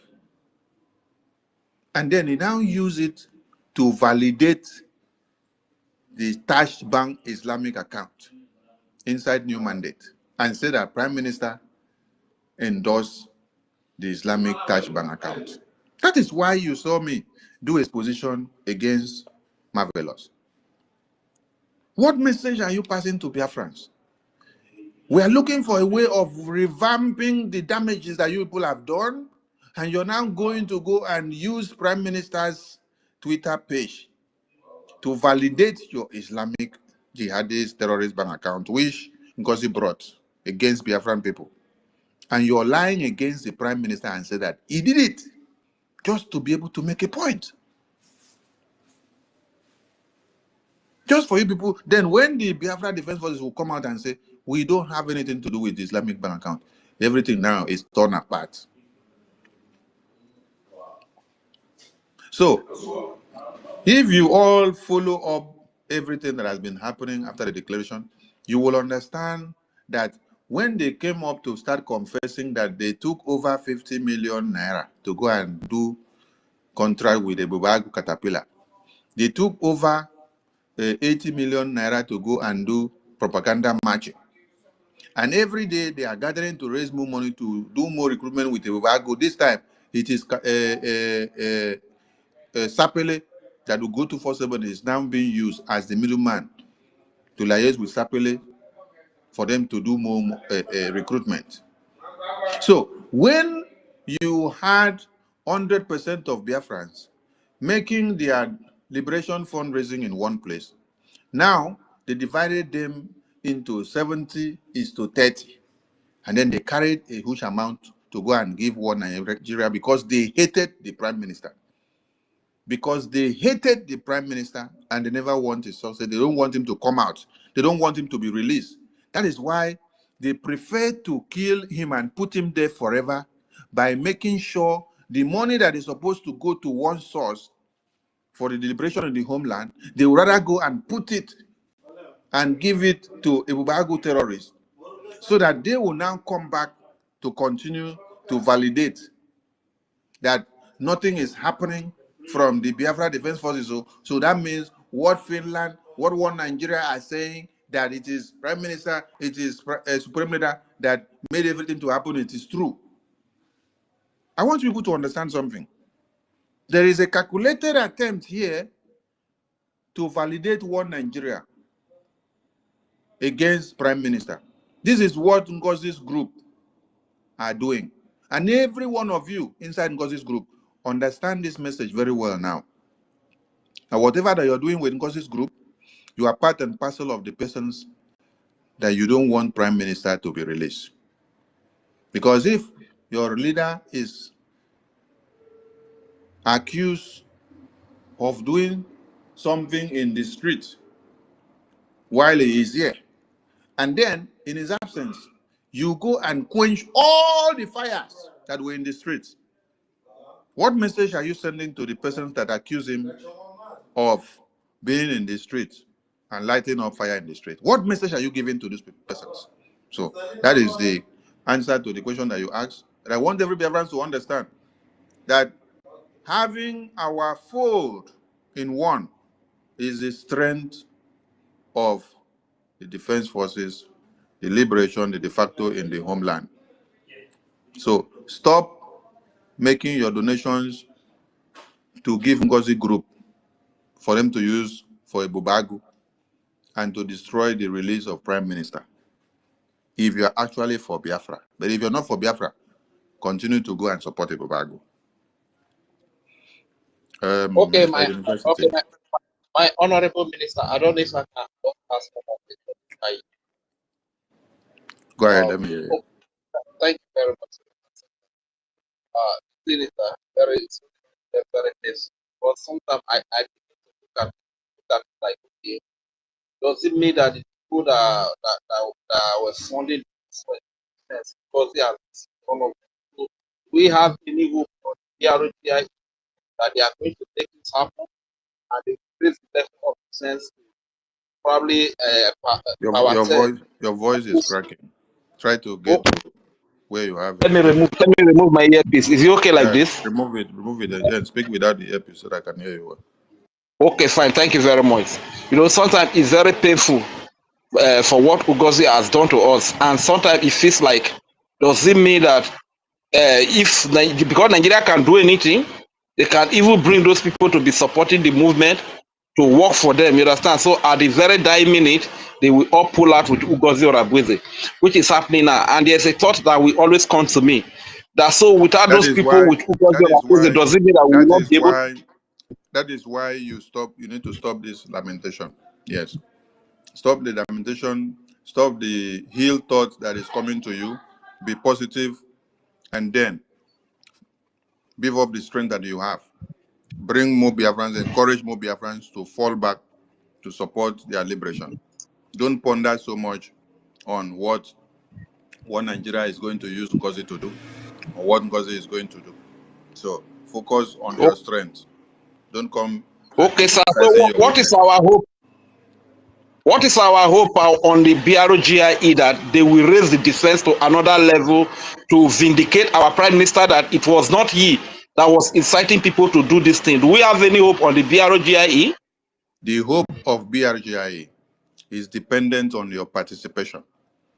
BRGIA is not one person.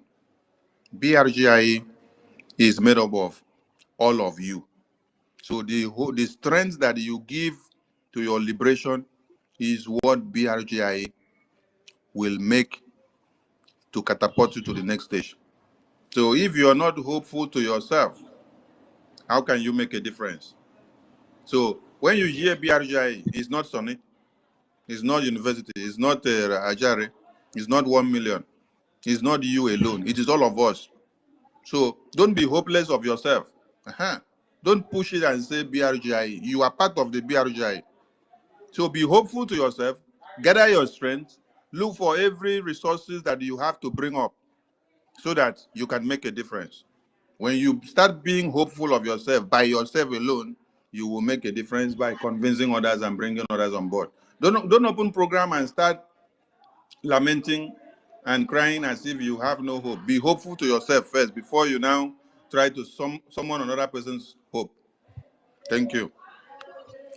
All right, thank you very much, Honorable Minister of Information, for the opportunity. I'm just worried because our prime minister needs to be out, and we need to raise the power to another level. Thank you What very you much. will do, what every Biafran will do, is what will bring our leaders out. So let us multiply what we have to do and stop pushing the responsibility to the name BRGI or the government alone.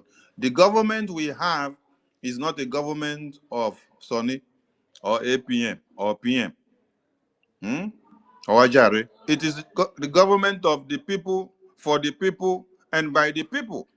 The people makes the difference. The people come together and make it happen. So when you go with the ideology of one Nigeria, of what will I get from one Nigeria, you will not make a difference. Rather, what can I contribute to the government for the government to move to the next scale? That is the ideology of a patriotic citizen that is ready to see that his government makes a difference. Thank you so much. Mazin Kudinamba, over to you.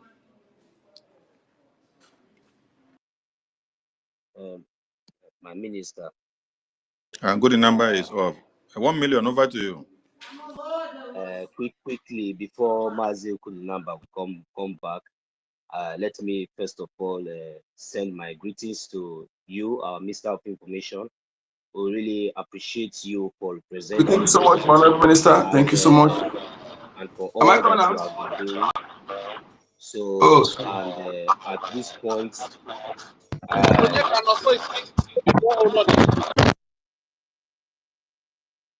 all right, thank you very much, Mazi Onyeka. Just 1 minute, I will leave the mic back to you, okay? For the question that our brother Mazi Ridge just asked, I just want to throw more support to your submission, our information minister, because you see, in this liberation phase, since I myself started following up, I have never, have any second thought, like, maybe with or without, or even in the midst of all these temptations and all these things that we are seeing, I still remain strong. I still remain very, very resolute, because our leader Mazina Lukano told us that even though it is one person, that Biafra must come. So I understand what that means. So I think it's hard time that each and every one of us will have that kind of mindset, and and that is the only way we can push we can push forward. So any mindset of demoralizing mindset that is not an option at all. No matter what, no matter the kind of intimidation, no matter anything, we have seen it all. So there is nothing that is going to come up today that we have not seen before. Even the sabotage here and there, everywhere, we already seen it all, you know.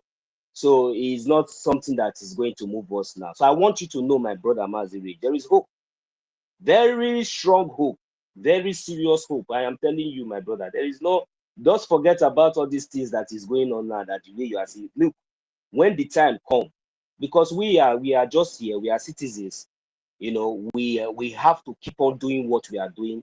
That is the reason why, because we really understand what the time is right now. That is the reason why you see each time, even on the spaces, we call for fundraising. We don't have time for all this, you know.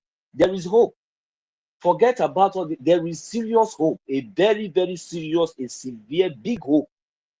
That thing that you are waiting to see, my brother, we are not playing. The government is not joking. The Biafra Liberation Army, they are not happy with what is going on. You understand? But our effort, just like as our information ministers have said, that is what is going to give you exactly that answer that you are looking for. But even if or without this sabotage and all these criminals that you are seeing around, I am telling you, my brother, there is hope. Because you see, Biafra, this our freedom. It's nothing. It's something that that has been ordained. So it's something that nobody can negotiate. Nobody can stop it. So it's just that you know they say faith without work or without work, without action or without it is nothing.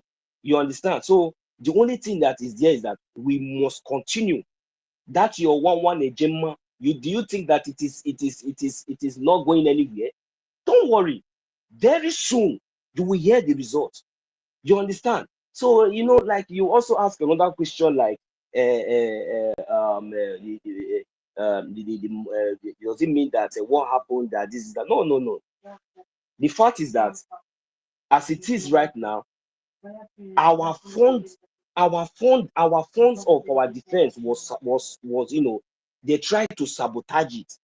And at this point, you don't expect things to continue to just move just like that before, because this our Liberation Army and even we ourselves, we really need to take time, just like what we have been doing all this while. And I think by the grace of Almighty God, I think our people are now coming back, and this is the results that we really need. Then the conscience of the people are waking up. Now the people are now getting the message very clear. It's not like the way we expect it that we are going to see it. The ways of the Biafran Liberation Army is not the way of the way we see it. They are army. We are civilians. We just have to do the needful. Our land, the protection and the defense of our land is their priority. So you don't expect them to come out now today now and go and do something, and the next time they run out of no. They have to be really prepared, because you see all these things that is going on. The answer, the results that the zoo or whosoever that they are looking for, I am telling you, my brother, before God and man, they are going to get it in no distant time. So that hope that you are talking about, my brother Rage, just forget it. There is a serious, very huge hope. So I will continue to do the needful. And I pray and I believe that our Liberation Army is going to do something in no distant time. So, and I also want to come to the side of this hypocrite. I call him hypocrite for me. I don't know how that sounds to any other person here, because from his actions, and from his ways, and his characters that have been seen, that he has been displaying these days, is just like an hypocrite, because that is what I call it. I'm talking about Alex Storm, because you can't be angels in the streets, whereas you are a devil at home.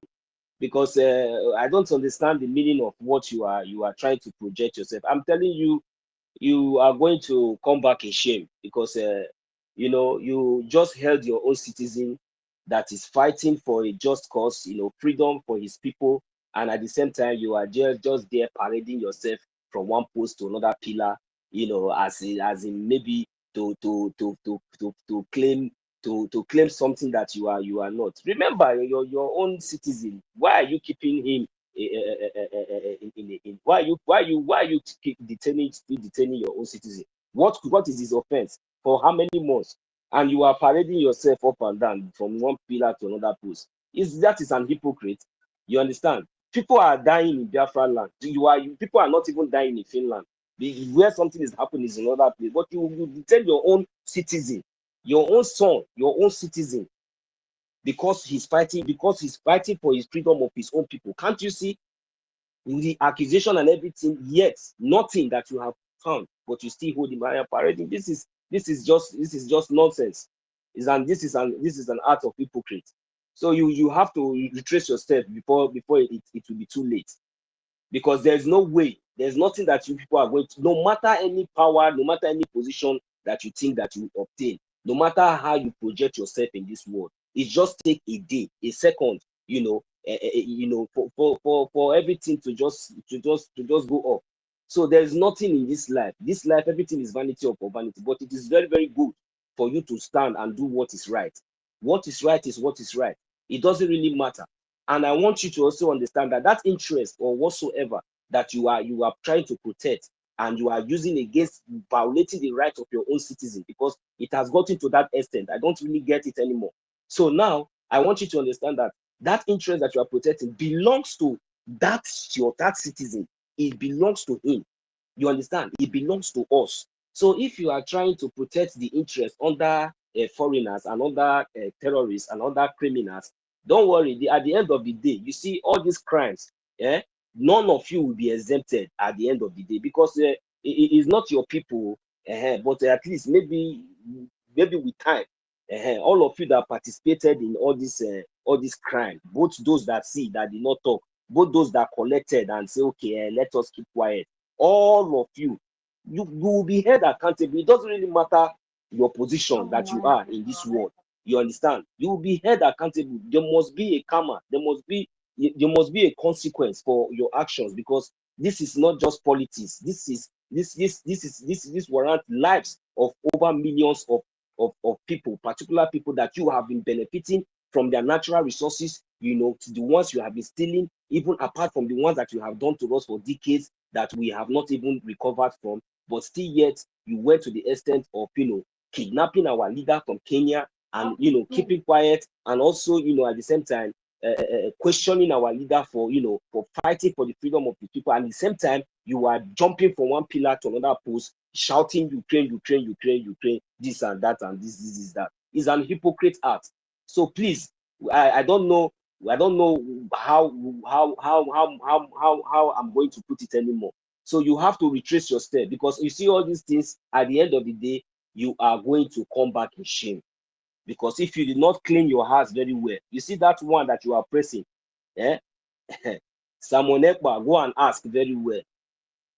So you know his record.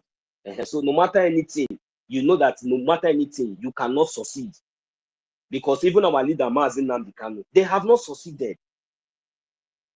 They have not succeeded. They kidnapped our leader, Mazi Nnamdi Kanu, to Kenya. And because of the kidnap of our leader, Mazi Nnamdi Kanu, our prime minister came up, which is Simon Ekpa.